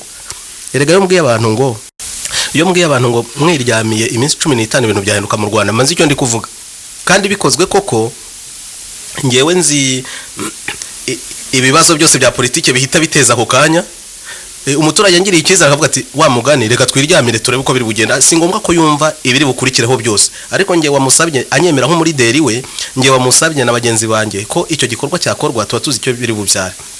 Igikorwa kirondere ushobora kukibona kuriya gusa ukagira ngo ntacyo kimaze. Kagame yaritaye yagiye mu Rwanda, ariko message yarayumvise, yabonye ko nk'abanyarwanda babibonye baratubwiye. Nge hari umusore twaganiriye mu Rwanda aramubwira ati biriya bintu byakozwe irondere birashoboka. Kagame ashobora guterwa amagi akataha bamuvugiriza induru kuriya ntakora akantu. Abanyarwanda barabibonye ko abanyarwanda bashobora no gutobora bakavuga, kandi bakaba bashobora rimwe na rimwe kubikora mu buryo bwa violence, kuko nicyo tugomba gutinya. Nakomeza kuzirika abantu ku kiziriko, agakomeza kubabuza kuvuga, kandi imyaka dore yigiye kuba 20, amaherezo ntabwo ari amagi bazamutera ubutaha, bazamutera amabuye cyangwa bamutere na grenade, kandi azabibona. Sinjye uzaba wabibatumye, ni uzaba wabikweze.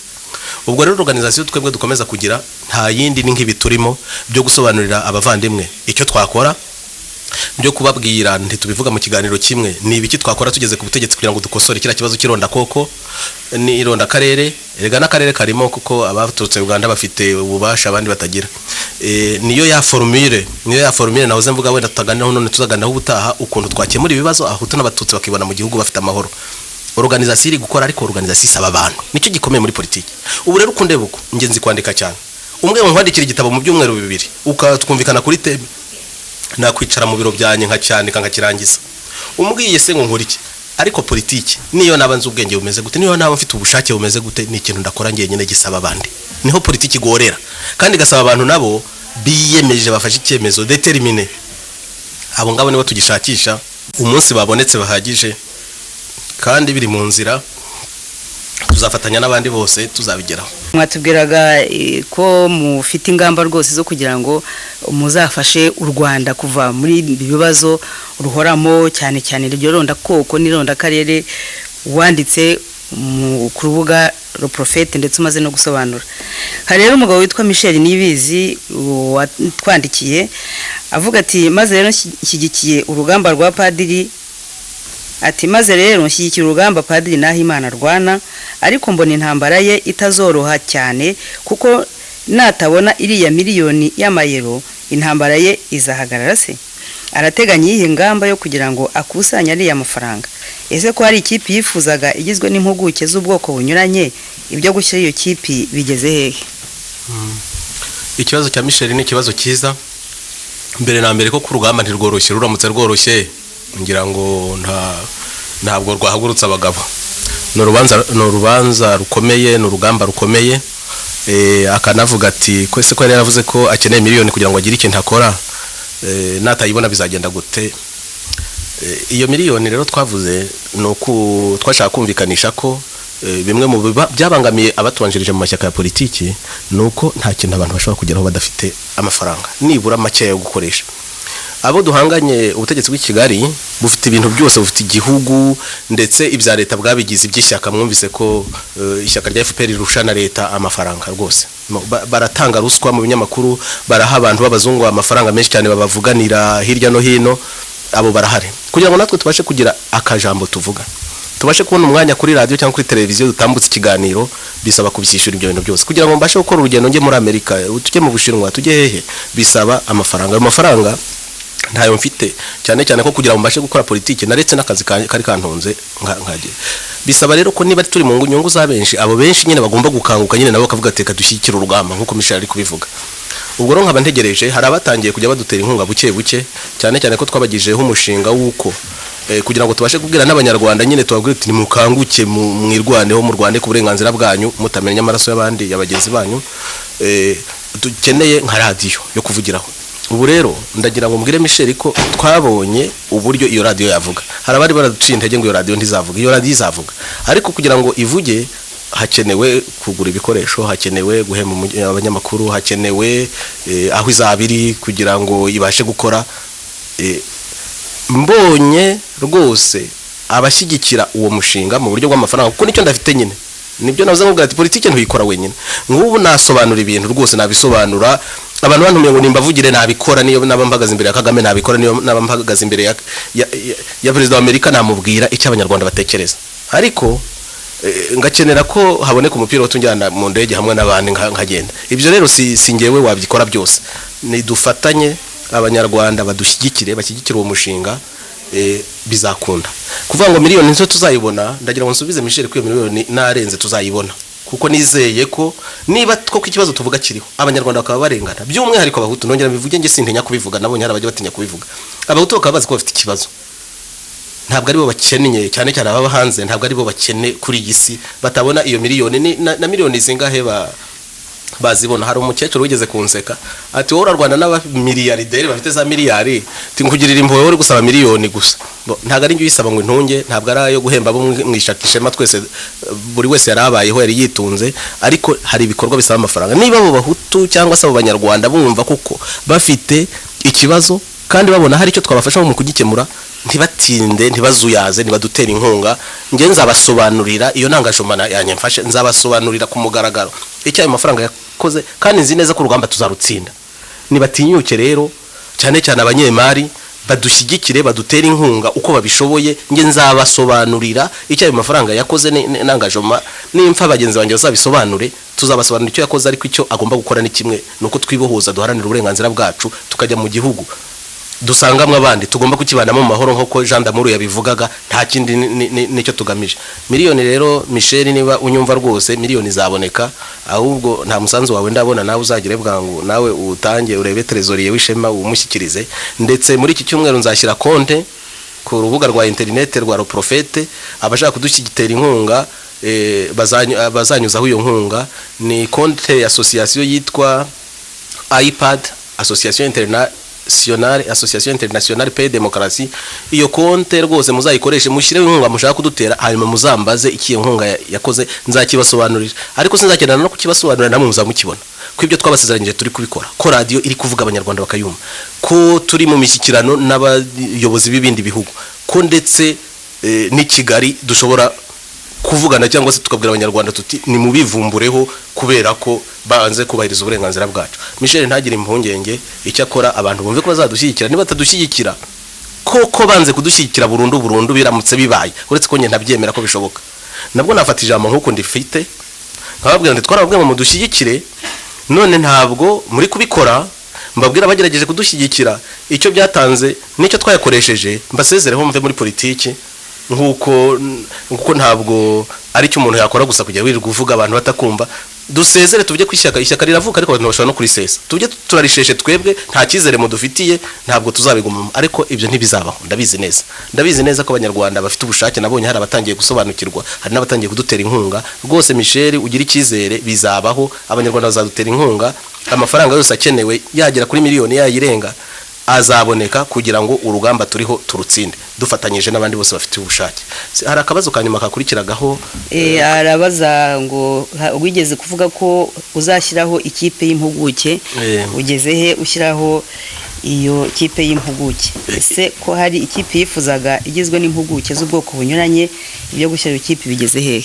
Iyo kipe rero ntabwo nayirema, mu mpano nahawe kurema abantu ntibirimo, ariko niyo turi gushakisha. Muri turiya dutsinda turi kugenda twirema hirya twitwa amakipe ishema, harimo abantu rwose banyuranye bize ibintu binyuranye. Ngira ngo Michel yabonye ko watangije ikipe muri Afrika y'Epfo ari engineer mu bya electricity, azabona ko Jean wo muri Norvège yiga ibindi, bizavuka muri Canada.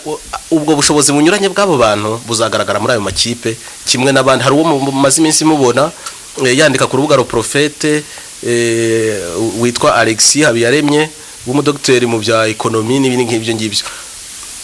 Abantu bari kugenda turi kugenda dushakana, mu yandi magambo reka mbwire Michel ko turi kugenda dushakana. Niba hari wumva nawe yifitemo ubushake, kuko nibwo bwangombwa, ntatinye kutwegera rwose, atubwire ati ngewe ndashaka gufatanya namwe, turamwakira. Kugeza ubu ntawe twigeze tubwira ngo ntidubishaka, nta nubwo twanabivuga, kuko twakira ababishaka bose bashaka ko dufatanya. Ahubwo Michel atumye nyine mbwira abanyumva ko rwose witinda, niba umutima ukubwira ati fatanya n'ishema, ngwino witegereze ejo, twandikire nkuko batwandikira abandi no mu Rwanda batwandikira, utubwire uti ndahari, ndashaka gutanga umuganda wanjye, dore n'ingabire mfite. Hari n'abavuga ati nge ingabire yanjye niyi niki nzabakorera. Ibyo birahagije, nibaze turabategereje kandi tubakira neza. Ntabwo base mufite ko ni baramuka baje mushobora kumera nk'andi mashyaka mugasenyuka hirya hino, ko tugenda tubona uko amashyaka yagenda ashwanyuka?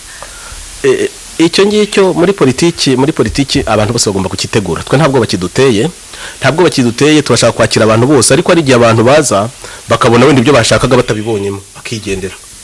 Cyangwa se nge nizeye ko tuzakora uko dushoboye ku buryo mu ishyaka ishema nta nduru ibamo. Ibyo bisaba ko mu ishyaka barimo ubwisanzure buhagije, umuntu akavuga icyo atekereza. Nanone ya umuntu yemeye gukorana n'abandi agira ibyo yigomwa, ntavuga ibyo we yitekereza byose ku giti cye, kuko muri politiki winjemo uba wateye intambwe yo kutavuga gusa ibyo wowe ubona, ahubwo ugomba guhita ureba n'icyo abandi batekereza, kuko ni nyine n'inyungu rusange. Umuntu aje muri politiki rero ashaka kwikoresha nk'umurima we cyangwa nka butike ye, birumvikana ko ibyo bintu bitakunda. Niyo yaba yagezemo abandi bamubwira bati ntabwo uri mu mwanya wawe, cyangwa se nawe akabyibwiriza, ntabwo babiduteye. Icyo nzi ni kimwe, nuko ikipe y'ingenzi y'ishema izakomeza kugera ku ntunduro dutsinze, ndetse ikagenda yiyongeramo n'abandi bazima. Abashaka guteza akaduruvayo Kagame nawe ajya bohereza, bazaze tuzabakira tuganire, yenda nabo bazadufasha cyangwa dufatanye kubaka igihugu. Ntawe dutinya, nta n'uwo dutinya kwakira.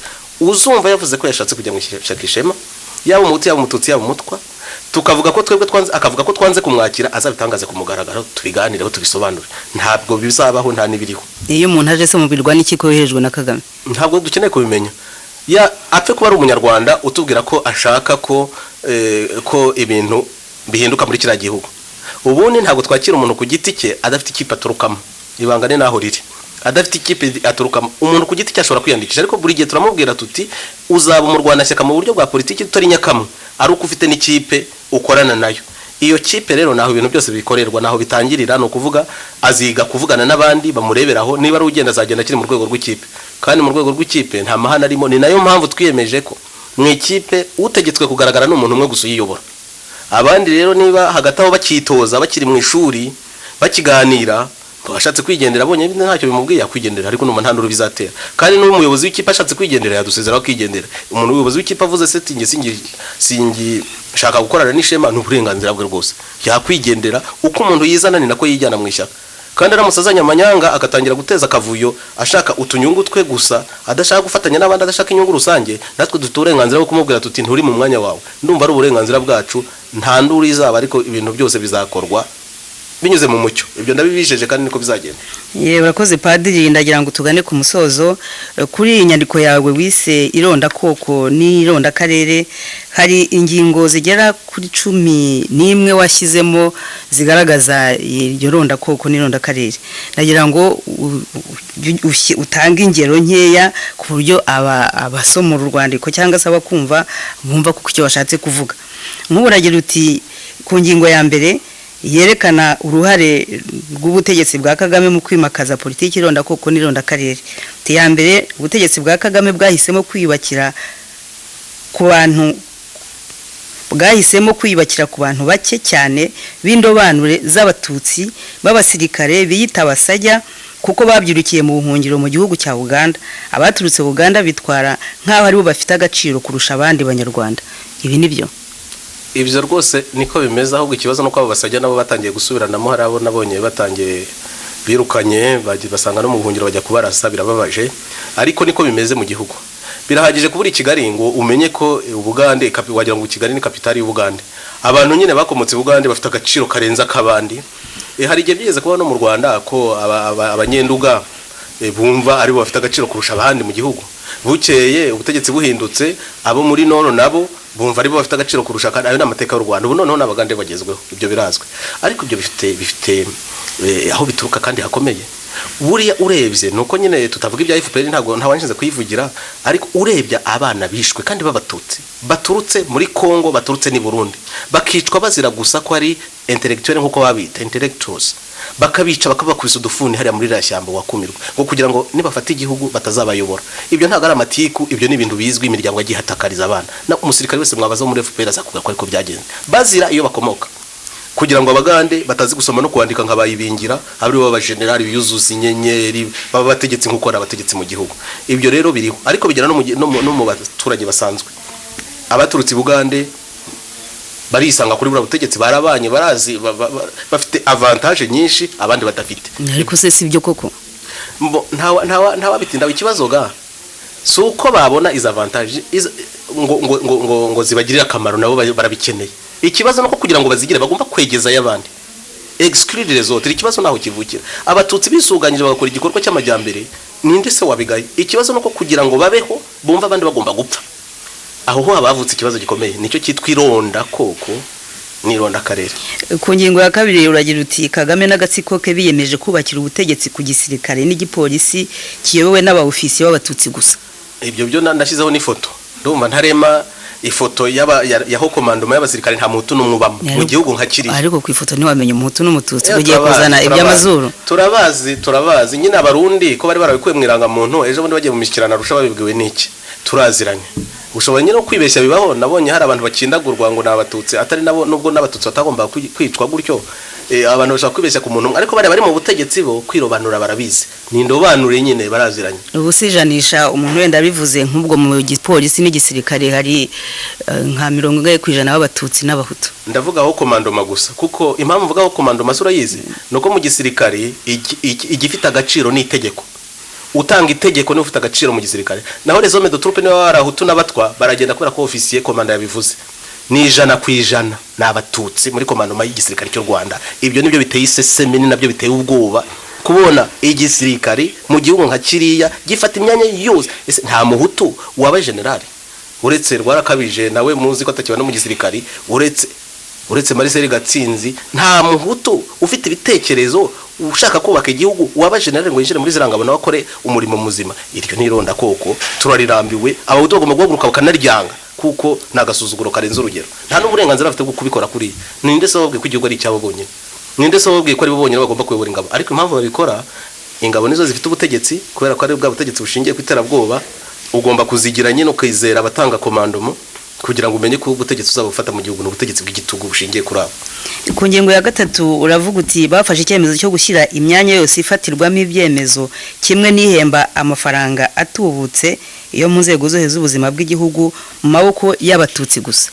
Kiriya gihugu nakibayemo, uganira na ministre yambaye ikoti nkanjye akavuga nyine ibyo bamutumye, yatahata abatutsi baratumaze mwiherereye mwihishe. Kubera iki? Arategeka secrétaire yo gukora ikintu akavuga ati genda. paranto muri ministeri akaba afite ububasha buruta bwa ministry cyo ngicyo se nibagenda bakibe mu ntacyo nshaka kuba mukimeze gutyo. Ku ngingo ya 4 uragira uti bahisemo ko leta irihira amashuri yisumbuye na kaminuza abana b'abatutsi bonyine kuko aribo bavugwa ko barokotse jenoside bonyine. Icyo kibazo nicyo kizarangiza u Rwanda, nicyo kizarusandaza, kuko abana b'abanyeshuri nibyo nigeze kuvuga kare, iyo barengana barabibona. Abana bacitse ku icumu, dore gucika ku icumu ntibivuga waricitseho muri 1994, bivuga ubyarwa n'umututsi. Bigezaho uwacitse ku icumu abyara uwacitse ku icumu. Ako kantu karumvikana, uwacitse ku icumu abyara uwacitse ku icumu, uwitwa ko yishe abyara uwishe. Leta yafashe ibyemezo ni politike yashatse gushyira mu bikorwa byo gukuraho buruse yahaga abana, noneho ngo nta bushobozi ifite cyangwa se ifite indi shaka gukora. Icyo umuntu yacyumva sibyo. Bigera ahantu bwati bazajya bahabwa inguzanyo, none n'inguzanyo zavuyeho, umwana agomba kwirihira. Ariko ibyo ntabwo biri ku bahutu gusa no ku batutsi biriho. Ikibazo rero kivuka ni ikihe? Bivugwa nyine gutyo ko ari ku bana bose, ariko batutsi bafite ikigega cyitwa farije gishyirwa amafaranga na leta kibarihira bose. Cya cyemezo cyafashwe kivuga ko gifatiwe abana bose, kikagira efe, kikagira ingaruka kuri bamwe gusa. Ni uburyo bwo kwirukana abahutu mu ishuri. Icyo cyo kirakomeye bakitondera, kuko abana barabibona, abana barabona ko bavanguwe. Ikindi bafashe amanota abana binjiriraho kwiga muri segonderi cyangwa muri university.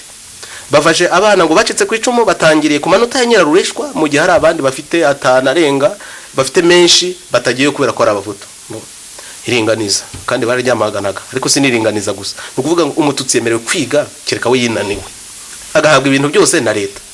Ibyo bibaye mu gihe cy'imyaka 5 nyuma ya jenoside, abantu babyumva, ariko bimaze imyaka 20 nta nubwo bizahagarara. Noneho bari kwirukana abandi, noneho ku mugaragaro abana bagiye kuba inzererezi. Ariko abo bana bagiye kuba inzererezi kubera ko nta bushobozi bafite bwo kwiga, kubera ko leta idashaka kubafasha. Abo nibongira ngo mubwire muzapfa mushire nimudahaguruka ngo mwirenganure murengere uburenganzira bwanyu, nimudahaguruka ngo mwisuganye. Ntabwo bazabavana mu ishuri gusa, bazabahindura inzererezi bajye kubafungira iwabo nk'uko babigenza, bazabajyana mu gisirikare cyo kwicira muri Kongo. Muzapfa mushire kuko ni gahunda iri ya leta ifite. Nimuhaguruke mwisuganye murengere uburenganzira bwanyu, kandi simba hamagarira kurimbura abandi. Abo batutsi bafashwa ntabwo kubica cyangwa kubabangamira aricyo gitanga uburenganzira mudafite. Ni mwatake leta ya kare agatsiko, niyo nyirabayazana, niyo igomba guhindura imikorere cyangwa ikavaho. Nuko bimeze kandi murabishoboye, biri mu bushobozi bwanyu, biri mu bushobozi bwacu kwira leta twayihindura. Ku cya 5 uragira uti mu gihe leta y'agatsiko yahisemo gushingira politiki yayo ku gitekerezo cya jenoside yita ko yakorewe abatutsi bonyine, yafashe icyemezo cyo gutwikira ikibazo hutututsi ikoresheje ingengabitekerezo yise y'ubumwe n'ubwiyunge bw'abanyarwanda. Bityo umuhutu urengana iyo abajije ikibazo cye ashinjwa kubangamira ubumwe n'ubwiyunge bw'abanyarwanda. Ibyo niko bibaho buri munsi. Habayeho amategeko ngo y'ingengabitekerezo yo guhana, yo ateganya icyaha n'ibihano bihabwa ushinjwa ingengabitekerezo ya jenoside. Iby'amoko nigeze kubivugaho kare. Hari ubwoko bumwe bwemewe buvugwa bw'abatutsi, ariko bashaka kwitwikira ukavuga bacitse ku icumu nibyo kimwe, kubera ko abacitse ku icumu abahutu bavanywemo. Ibyo byo nabyo turabibona. Noneho jenoside yakorewe abatutsi ikora gusa yifite abatutsi akamaro. Naho umuhutu warenganye y'icyo gihe waniciwe n'interahamwe wagize ate, iyo we ashatse kuzamura ngo arenganure uburenganzira bwerekana ntabwo uri mu bagomba gufashwa. Iyo ngengabitekerezo yitwa ubumwe n'ubwiyunge irakora cyane mu Rwanda, kuko bagushinje ko ubangamiye kubera ko uvuze akarengane. Iyo uvuze ko bafasha abatutsi bonyine, kaba kakubayeho. Uba ufite ufite ingengabitekerezo y'itsemba bwoko mu mutwe wawe kubera ko wabibonye. Nuko abanyarwanda babayeho, nuko bahunyagizwa buri munsi. Niyo mpamvu nakubwiye ngo bateye agahinda, urabona ukabona ari nk'imishwi y'inkoko iri gukinira munsi y'icyari cyagaca. Nuko bafata uwo bashatse, bashinja uwo bashatse, cyane cyane utangiye gufungura utwiso. Niyo yaba ari muri guverinoma agatangira kubona ko abantu barengana, icyo gihe yahinduka ikibazo. Bisobanura ibibazo by'aba pasiteri Bizimungu babakoreye bakarangiza kuriya, kubera ko atangiye kuvuga atari ko ibintu bizakomeza kugera ryari. Ntabwo yantumye ngo muvugire, ariko ateye agahinda. Baseti Sendashonga buko barangije mwarabibonye. Nibyo nyine bubakiye kwitsemba bwoko n'itsembatsemba kugira ngo irema amoko abiri, abakorewe abeza bakorewe jenoside n'ababi bakoze jenoside. Nuko amateka bo bashaka kuyandika, kandi ari niyo tutemera, ntago ariko byagenze. Ça ne s'est pas passé comme ça. Ibyo ngibyo ni byantu bagomba guhaguruka baka nge nta muntu nishe, nta mututsi nishe, ntabwo nshaka kubarirwa mu bisha abantu mu bwoko bw'abicanyi. Ibyo ntitushobora kubyemera. Ndahamagarira urubyiruko bagahaguruke tubyange, kandi bizakunda.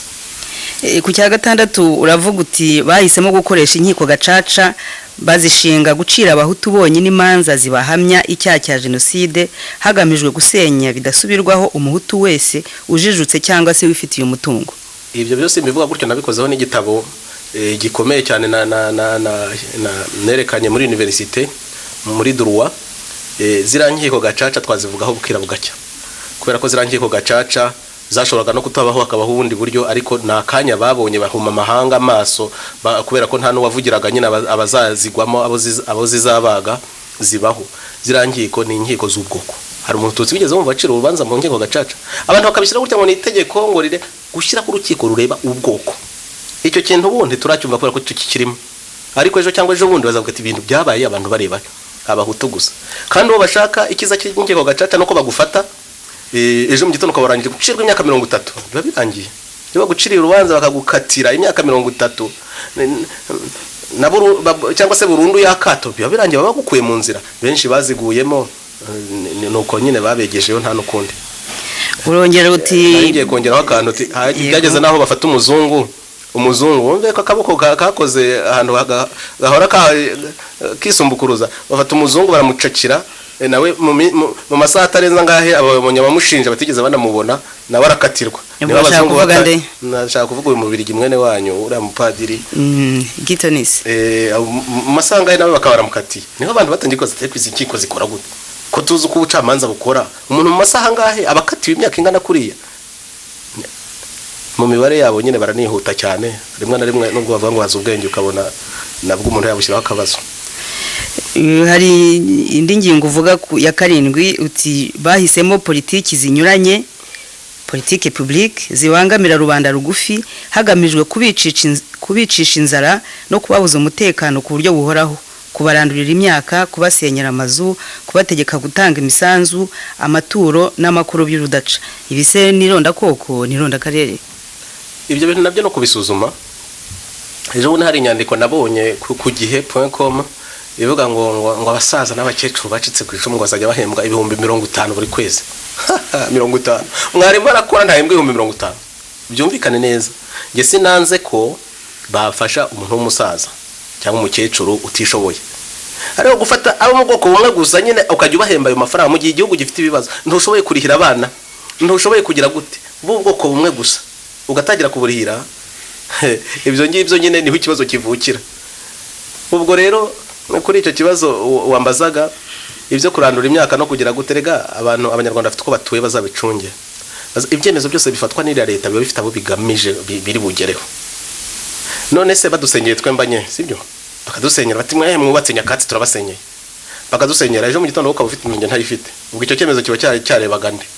Mbivuze ku mugaragaro abatutsi bo mu Rwanda nabo bafite ibibazo bitari bikeya, ariko ugereranyije n'abahutu bari mu kaga gakomeye. Politiki zose ziriya leta nizo kubabangamira kugira ngo zibahahamure zibakure umutima bahore nyine ari ibihungetwe. Ibyo byo kurandurirwa imyaka bazatungwa n'iki ko nta yindi mfashanyo bahabwa? Abandi baravuzwa, abandi farije irabavuza ibarihira mitiweli. None ko muranduriye imyaka we azaba kwate? Singiye kuvuga mu byaborozi n'abahinzi niba umusenyi n'ibintu bitagahinda. Ubundi ubutegetsi ndabyibaza, ubutegetsi ubundi ko bubereye kugira ngo umutungo w'ubutegetsi bwari bwo bwose n'abaturage bariho mu mahoro, ariko baharanira umunezero. Kagame yavuze ko yakuye miliyoni mu bukene. Sinzi wowe ikintu ukomeza kumugaya rwose. Ntabwo nta nubwo namugaya ngo yakuye miliyoni mu bukene sibyo, ariko arangije igihe amwanga yakuye miliyoni mu bukene yahise avuga ko ari umukecuru w'umukene w'umutindi watanze ngo agatungo ke yaracungiye agatanga mu gihe gafund. Ariko Kagame ngo yaza kwibaza ngo uriya muntu atunzwe n'iki, anasubiza ngo uwo muntu ngo yasubije ko atunzwe n'agaciro. Buriya Kagame nawe arya agaciro rero akakarya uranyumvira neza, watunzwe n'agaciro. Baramwambuye twagomba kumutunga umukuru w'igihugu, nta nibaza ngo uwo mukene azabaho ate, akabisubiza ari irondere ngo umuntu atunzwe n'agaciro. Ariko abantu batekereza bate koko? Abantu niba bafite ubwenge mu mutwe, uri umukuru w'igihugu udatekereza inda yawe gusa, ureba abaturage kuko niba ushinzwe ni nabo uzabazwa, ukavuga ngo umuntu atunzwe n'agaciro, ushaka kuvuga iki? ku cya munani uragira uti hashyizweho amategeko afifitse agamije kubuza ubwinyagamburira abahutu n'abatutsi bashyira mu agaciro karagarutse nuko hahimbwa ibyaha bidasobanutse ariko byacishije benshi umutwe ingengabitekerezo ya jenoside gupfobya jenoside gukorana n'imitwe y'iterabwoba. Ayo mategeko yo yabayeho ni nayo yagakoze nyine uretse n'itegeko rya gacaca nize ku buryo bw'umwihariko n'iryo tegeko ry'ingengabitekerezo nigeze kuryandikaho umwaka ushize ubwo ministre uriya Karugarama bakuyeho yavugaga ngo iryo tegeko ntiryari risobanutse n'abacamanza ngo bumvaga ridasobanutse sibyo itegeko ngo ntirisobanutse ngo rishinja abantu ku buryo butagaragara nyamara umubare w'abashinjwe bagacirwa imanza bagafungwa imyaka n'imyaniko ntacyo awuvuzeho. Ni itegeko ryari ryaragiyeho mu gihe runaka kugira ngo ribanze rirendagize abantu barangije kubera ko babona rirangije manda yaryo ngo ndiri gisobanutse. Icyo gihe nakoze inyandiko ivuga ngo itegeko ridasobanutse rishyirwaho na leta idasobanutse. Icyo nari ngamije ni nerekanye inzira itegeko rinyuramo. Itegeko ntabwo rimanuka mu ijuru ukuntu ribanza kuba umushinga mu nteko ishinga amategeko hari itsinda rishinzwe kuwiga inteko ishinga amategeko ikazaritora rikajya kwa perezida wa repubulika nawe ufite serivisi zirireba inzego zose itegeko rikazirihetura kugira ngo risohoke barangiza ngo ntiryari risobanutse no kuvuga ko abantu bari muri izo nzego zose badasobanutse nicyo bishaka kuvuga abo nibo bagombye kuvaho mbere yo gukuraho itegeko.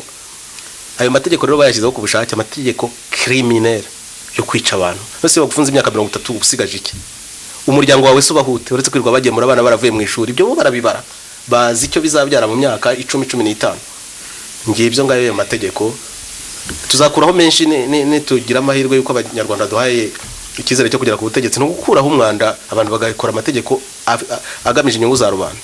Urongera uti leta y'agatsiko yahisemo gushyingura no kwibuka abatutsi gusa bishwe ihatira abahutu kudashyingura mu cyubahiro no kutibuka babo batagira ingano barimbuwe n'ingabo za Kagame kuvangura amoko kugera no mu kuzimu. Icyo nyine nacyo ni ikintu nta handi byigeze biba ku isi ko abantu babuza abantu babo gushyingura ariko hari akandi kantu karimo gakomeye cyane mu kitondere ko ntibabuza abahutu gusa gushyingura ababo ingotanyi zishe noneho zisigaye zinabataburura zikabajyana mu nzibutso z'abatutsi bakitwa abatutsi ariko urumva ku gasuzuguro urumva ako gasuzuguro ikintu gakora mu mutwe no mu mutima w'abantu. FPR yakwiciye abantu urabizi neza wenda harimo bamwe bazi naho babatabitse mu kandi kanya bakaza bakikoza hirya bakabataburura bakabita ngo nabatutsi bishwe n'abahutu bakajyana ku gisozi. Ejo bundi rero baratangaje gihamya padiri nibyo bikorwa buri munsi ahubwo hari n'umuntu twaganira ejo bundi arambwira ati muzacungaho bataburuye muzacunge kuri gahunda bagenda bavuga ngo bataburuye hanaha murebe ko batazahasubira kuko ngo bataburura bamwe agasigamwe abandi abataburuye abo barasigaramo nabyo muzabicunge mu birebe barataburura bakajyana bamwe abandi bagasigara barataburura abamaze gutaburura abo nabo bagasigaramo ntabwo ndi kuvuga ibinyoma ibyo bintu muzabicunge murebe aho hantu umunsi umwe bazahagaruka bagaruke gutaburura kandi barahataburuye ni ibintu biteye ubwo leta ihuri taburura irataburura ibiki bidashira bashyizeho umunsi umwe cyangwa ibiri mu gihugu timutaburura abantu bose bapfuye tubashyingure birangire ariko hariho ikindi nuko ejo bundi banditse ku gihe ni makuru kiza mu gisoma batubwira ko bavuga muri raporo bakoze y'amafaranga yinjijwe n'ubukerarugendo ngo Gisozi na ahantu hamwe mu hantu nyaburanga hinjije amafaranga menshi mu Rwanda hayinjiriza leta. Urumva aho tugeze babandi bavuga ko bacuruza amagufa no barabyiyemereye ariko ni nako bimeze no kurunda aho ngaho kugira ngo bavuge ngo batutsi bishwe ni benshi n'abahutu bose biciye barunza aho ngaho wajya mu mibare iri muri ziranzibutso mwakumirwa ko mwasanga abatutsi bishwe banditse ku nzibutso barenga miliyoni 20 kandi abanyarwanda n'ubu ntibaragera kuri uwo mubare muzabicunge mu birebe wenda iyo mibare nayo izagera aho itangazwe biratangaje. Komeza. Uragira uti agatsiko kafashe icyemezo cyo gusiba amoko mu irangamuntu kugira ngo ironda koko tutsi rirusheho guhabwa intebe mu Rwagasabo. Nibyo tubona ugiye mu Rwanda ajya muri banki ujya ahantu heza hose ureba abantu bahari simvuze ngo uvangura amoko ariko ari ibintu bigaragara ko abana bacu biga bagasabira akazi abagahabwa nabo baragaragara gusiba amoko biri mu ibanga ariko nta nibanga ririmo cyerekana niba ryandi rya polichinelle nkuko abafaransa babivuga kuko bashinja leta ya Kayibanda na leta ya Habyarimana ngo yakoze iringaniza no kuvuga ko ku ngoma ya cyami byose n'ubundi byari bya bamwe abandi baravuga batabahutu bagomba kujya mu ishuri nabo kubera ko igihugu kitashoboraga guha bose tuvuge nk'abana bagiye muri segonderi imyanya bose noneho bakajya bakora imibare bakavuga ati hajyemo abatutsi abanaba hajyemo abahutana abanaba simvuga ko bitaje mu akarenganiro ibyo byiringaniza bishobora kuza mu akarengane ko kandi nawe ngi niko ndwanya ariko rero noneho kwirengagiza iyo realite ukavuga ngo noneho ngo dusibye amoko nabakayibana bashobora kubikora noneho ntibirwe bibaza n'ikibazo noneho bakajyamo abahutu gusa ubu rero noneho niko babikora barabisibye kugira ngo abatutsi noneho bafata imyanya yose nta nuwabaza cyarimo abatutsi banga harimo icyo kibazo nta nuwemerewe kukibaza nitwe twenyine tukibaza ironda koko tutsi niryo riri imbere niryo riyobora kira gihugu nakubwiye ngo iryo ronda koko si ronda koko risanzwe ni ronda koko riteye isesemi umuntu uri mu gihugu yabireba nge bambwira ngo ntuba mu gihugu ninde se utari mu gihugu ninde se udafite mw'abavandimwe imyaka 7 ishize mvuye mose numva ko ndakurikirana ibiba ahubwo mbikurikirana neza kurusha n'igihe narindi mu gihugu riteye isesemi ironda koko tutsi iri muri Rwanda mbivugiye kugira ngo abantu bazabyumve kandi niko bimeze uwumva atari byo azaze hano nawe anyomoze. Ese ubundi padiri niki cyakubije kubikurikirana muri icyo gihe wari ukiri mu Rwanda kandi ko wari padiri wari uzi ubwenge niki cyatumye utabikurikirana bitaragera ahangaha? Kubikurikirana no kuvuga iki se? Kubikurikirana mu kazi nari nshinzwe mu bushobozi nari mfite ntacyo ntakoze wenda nabyo byanteguriye byatumye mfatwa iki cyemezo mfite ubu ngubu ariko umupadiri ntakora politiki ntabwo icyemezo cya politiki nigeze kubivuga kare gikurwaho n'amasengesho ya padiri niyo ngipfukama ngasenga ibikomere bya Yezu bigatoboka mu mubiri wanjye rwose nkaba mutagatifu Thomas ntacyo byahindura ku ironda koko riri Kigali ironda koko ry'i Kigali ryashyizweho na volonté politique n'ubushake bw'abategetsi bahari rigomba gukurwaho n'indi volonté politique n'indi décision politique na engagement politique n'abanyapolitiki bagomba gushyiraho politiki nzimirwanya ironda koko ibyo rero bura butegetsi ntibushaka kubikora nitwe tuzabikora. Hanyuma se kuvuga uti Kagame n'agatsiko ke bahisemo gukusanyiriza ibikorwa byose by'iterambere mu mujyi wa Kigali gusa icyaro kiribagirana kandi aricyo gituwe na 90% y'abene gihugu basa nabahaniwe ko ari rubanda rugufi ibi byo bihuriye he n'ironda koko n'ironda karere? Birahahuriye kubera ko igihugu cy'u Rwanda nyene kera bakivuga imibare niba ikiriho bavuga ko abahutu ngo ari 85% hafi aho ngaho nk'abatutsi bakaba 15 cyangwa 14 abatwa bakabarimo none bafashe u Rwanda uko rutuwe rero hari ahantu i Kigali sinzi umujyi noneho utuwe n'abantu bangana iki barenze miliyoni sinzi ari miliyoni zingaho noneho banza barabaye biroroshye cyane gufata umujyi ukawushyiramo abantu bawushaka wa Kigali mukawuha ibyangombwa byose igiturage mukabikibagirwa cyera nigeze kujya Burundi insitsi Burundi mvuye mu buri Bujumbura mpita ntangazwa no gusanga za Nyakatsi ku irembo rya Bujumbura bari abantu kubera cya kibazo cya Nyamuke mu mubare iyo Nyamuke kandi yiyemeje yafashe icyemezo cyo kutareba inyungu za Nyamwinshi birayoroheye gufata abantu bayo nibura nta nubwo ari n'abatutsi bose ikabegeza mu mujyi wa Kigali ikabarinda gashyiraho abasirikari ubundi amazi amashanyarazi akabaho ngaho igiturage bakakibaye niko bimeze mu Rwanda hari udukorwa tumwe na tumwe tugenda dukorwa ariko iby'ingenzi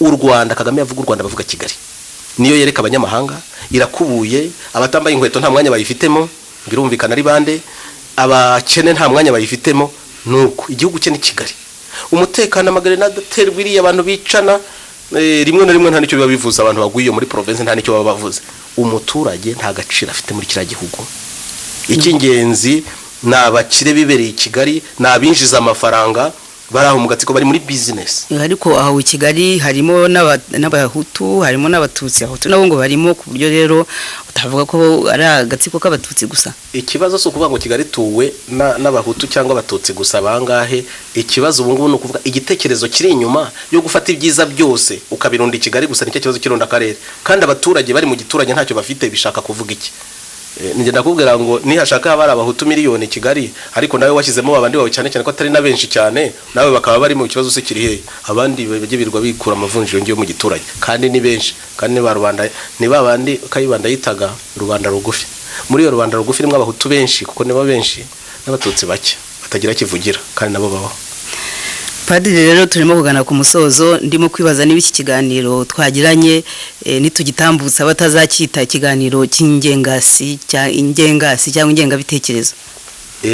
Ngewe rero ntabwo bamfite bw'ibyo bikangisho by'i Kigali iyo ngengabitekerezo uwumva navuze bitari byo azaze hano nawe afata ijambo amvuguruze nawe atange ingengabitekerezo ye nziza ngewe niba mvuga ingengabitekerezo ya genocide ibyo turabimenyereye n'ibyo bashinja umuntu wese utavuga bimwe ni Kigali nge ntabwo babinteye ahubwo yaba nabo babisomaga cyangwa ngo babyumve basanyomoze nicyo ntegereje gusa nzi ko ariko kuri kumeze ngewe ndi umutaripfana rwose ndabyemera ndifuza ahubwo turi gushaka akazina ahubwo nyese muzadufasha kabayoboke rwose bishyaka ishema ubu ndacyaganira na bagenzi banjye ngo tumenye akazina kabanyura ari nkanjye babajije ndavuga ni abataripfana unje gushaka ishema niyemere kuba umutaripfana abantu baracecetse imyaka 20 ntacyo byabamariye, baracecetse ngo tudakanga rutenderi, aho kugira ngo ibintu bikire bikagenda bibana. Reka tubivuge, abahutu muri kiriya gihugu bararengana, bashyizwe ku ruhande muri rusange.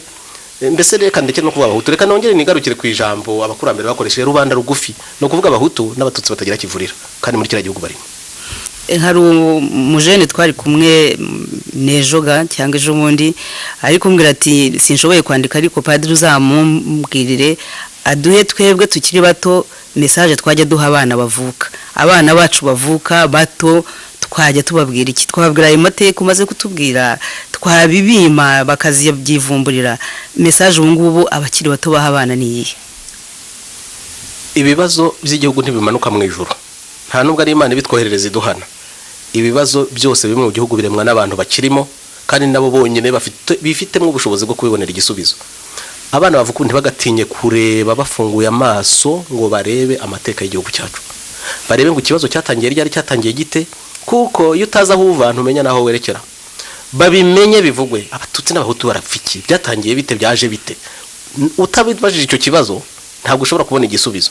Nibatinyuke bareba amateka. Ibi bihugu byateye imbere mubona ko amateka yabyo na amateka pacifiye, imirwano bagiye bagirana ubu barayivuga batuje, none batongera kurwana. Twega amateka yacu turayavuga imitsi karega, igihe ayo mateka tutarayaganiraho neza ngo tuvuge cyakora nuko byagenze koko, nuko nawe ubibona biracyateza ibibazo.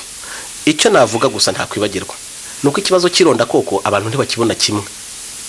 Iyo wowe iryo ronda koko rigufitiye akamaro, rikuzanira inyungu, nta nubwo ubimenya.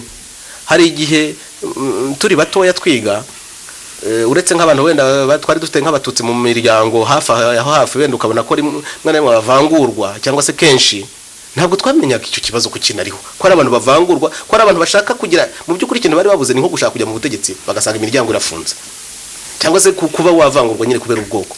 Iyo bitakuriho ntubimenya, cyangwa se ukagira ngo barakabya. Nibatinyuke babivuganeho kandi batangazwe nuko batabibona kimwe. Niba umwana w'umuhutu ari kuganira n'umututsi akavuga ati leta yacu ni nziza cyane, nta n'ibibazo bikira mu Rwanda, nta nironda kuko rihari rwose, ibibazo byose byarakemutse, wenda niko abibona akurikije uko yabibonaga mbere, ntabwo bigomba kudutungura. Uwo wundi mugenzi we yamubwira ati ariko rero wowe ntabwo urengana, wowe ntabwo bakuvangura, ariko nge baramvangura, dore. Nuko abana bazashobora kumva ibyo turimo, bakaba banafatanya gukemura ikibazo, gushaka igisubizo. Naho ubundi nibataganira ngo buri wese avuga uko abibona, ntabwo tuzabona igisubizo. Kuganira ku mateka ni ngombwa. None se padiri, nk'ubu mwaka wa 2017 uregereje, wavuze ibibazo byinshi biri muri ubutegetsi buyobowe na FPR.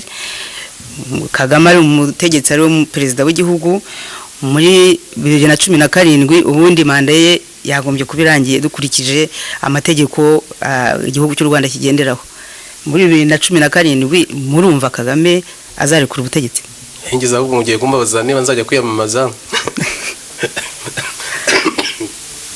Ubifitiye umugambi se? Kagame yihaye ubutegetsi ku mbaraga ze, amenya amaraso. Abantu birwa bibaza ibyo bibazo baratigiye. Azabugumaho igihe cyose yumva nta umurwanya, nta wundi wamukuraho, azabugumaho. No kuvuga ngo nizo manda zindi afite ntabazimuhaye, niwe wazihaye. Amatora mu 2023 nari impari, nutarashatse kumutora ijwi bararimwe, ibyo bavuga ko ari we watowe. Ibanga rya bura butegetsi ni Kagame wabwihaye ku ngufu ze, ntibakajya banamutesha n'igihe birwa bamubaza n'ibyo by'amatora, ashatse yanabikuraho, ahubwo nanamushima bikuyeho. Igihe cyose agifite ingufu za gisirikari, abanyarwanda bagakomeza kumvira, azakomeza abayobore. Ntabwo ari we ruzikura ku butegetsi, ni twebwe twagombye kuvuga tuti uyu muntu agomba kufa kuri ubu butegetsi. Noneho rero kubyerekeye umwaka wa 2017 ntange sinjya nanabitindaho. Kagame azakomeza ayobore rwose, aziyamamaza atorwe, nta nuwo mutoya ariko azatorwa, azabuguma igihe cyose cyumva gifite ingufu zo kuguma ku butegetsi, abaturage bagaceceka. None cyo gihe mwebwe mwamumaze iki mu mashyaka ya opposition? Nanjye nicyo nibaza nyine, ndi kurwana ubu ngubu ko icyo gihe ikibazo cyagombye ko cyane nakemutse mbere, kuki sagomba kugeza muri 2012 kereka ibintu abantu bumvikanyeho baganiriye ibintu bigomba guhinduka, bakavuga bati okay, mu mishyikirano tugiranye Kagame narangize manda ye, naho ubundi yagombye kuvaho neje mu gitondo. Niyo mpamvu twebwe twihaye imyaka 2 gusa, amezi 28, kandi ibyo ndumva bitagera muri 2017 yagombye kuba abanyarwanda barahagurutse akabatikira n'umuyobozi n'agatsiko ke, niko mbyumva. Ariko urugamba nka kurya Michel yabivugaga, hari igihe rutinda rukagira ingorane, abantu bagatindaho gatoya, niyo mpamvu abantu bamwe barwana nk'aba Mandela bakajya mu buroko bakazagera ku butegetsi cyangwa se bagahindura ingoma ya gashaka buhake nk'iyari iriho muri Afurika y'Epfo bashaje, bibaho nabyo. Ariko ngewe nkurikije nakubwiye ngo nkurikije uko abanyarwanda babona, cyane cyane abari exclure, abarengana, abo bahutu twavugaga baramutse bafunguye amaso bakabyuma iminota 25 amezi 6 yabahagije, ibibazo byose byaba byakemutse. Niyo mpamvu turwana uru rugamba rudasesa amaraso, niyo mpamvu twitanga ngo tureke ibyo bintu byahinduka kandi bwangu. Murakoze, ndabashimiye. Nagira ngo niba hari ijambo mwifuza kongera kuba mwabwira abakuri iki kiganiro mube mwarifata. Urakoze kumva ijambo risoza. Ndagira rwose ngo nshimire abantu banshyigikiye ku buryo bw'umwihariko bagashyigikira ikipe yacu mu Ishaka Ishema muri iyi minsi, kuko twatangiye nyine urugendo ku itariki 28 z'ukwa mbere uyu mwaka ku munsi wa demokarasi, none tumaze amezi 4. Muri ayo mezi 4 twabonye byinshi kandi hari na ibintu byinshi twakoze nubwo bimwe bitaragaragara. Twateguye amategeko agenga ishyaka ryacu, twakomeje kuganiriza abanyarwanda, tugena ibikorwa tubona ari ingenzi byahindura ubutegetsi mu Rwanda, byahindura imibereho y'abanyarwanda ikaba myiza. Tunagena inzira y'amahoro twumva twazanyuramo kugira ngo ubutegetsi buhinduke. Ndashimira rero abantu baduteye inkunga, ari abateye inkunga y'ibitekerezo, ari abatubwira ngo baradushyigikiye. Ibyo byose byaduhaye ka morale bituma dukomeza. Iyo abantu bose batangira kudutuka ku munsi wa mbere yenda bamwe bari gucika intege, ariko kugeza ubu nta uracika intege, turakomeje. Ndetse ahubwo tubona abagenda baza badusanga bikaduha icyizere. Abo rero ndagira ngo mbashimire, nanabashimira inkunga bazakomeza kudutera. Icya kabiri ndagira ngo mbwira abantu bitwa abahutu, nyabune nimurebe ikibazo mufite, mureke kwirirwa mwiruka gusa ku tunyungu twanyu bwite, n'ubwo izo nyungu nazo tugomba kuzirukaho. Mumenye ko mufite ikibazo. Ndababwira ko mumeze nk'utwana tw'imishwi y'inkoko ikinira munsi y'icyari cy'agaca, akaba aricyo ako gace akaba ariko gafata icyemezo higihe kagomba kurira kamwe, ejo kazarya kandi. Ibyo bintu bigomba guhagarara. Nimuhumuke, mukanguke, muharanire uburenganzira bwanyu. Abafite ubushobozi badutera inkunga cyangwa se baze dufatanye. Ntabwo ndi kubahamagarira ngo muhaguruke kurimbura abatutsi, ibyo ngibyo ababigerageje ntabwo nabatumye sabangi. Ariko nimuhaguruke nyabune muharanire uburenganzira bwanyu. Murarengana, ntabwo ari n'abahutu gusa, ni n'abatutsi batagira kivugira. Nimumenye ko buri butegetsi bumaze imyaka 20, ibyo bwakoze twarabibonye, nta gitangaza kindi buzadukorera. Bugomba guhinduka kandi byashoboka bugahinduka mu nzira zidasesa amaraso. Ariko ibyo biri mu bushobozi bwacu, ntabwo ari Kagame uzikuraho, simbabeshya. Biri mu bushobozi bwacu, twebwe twabyiyemeje tugafata icyemezo.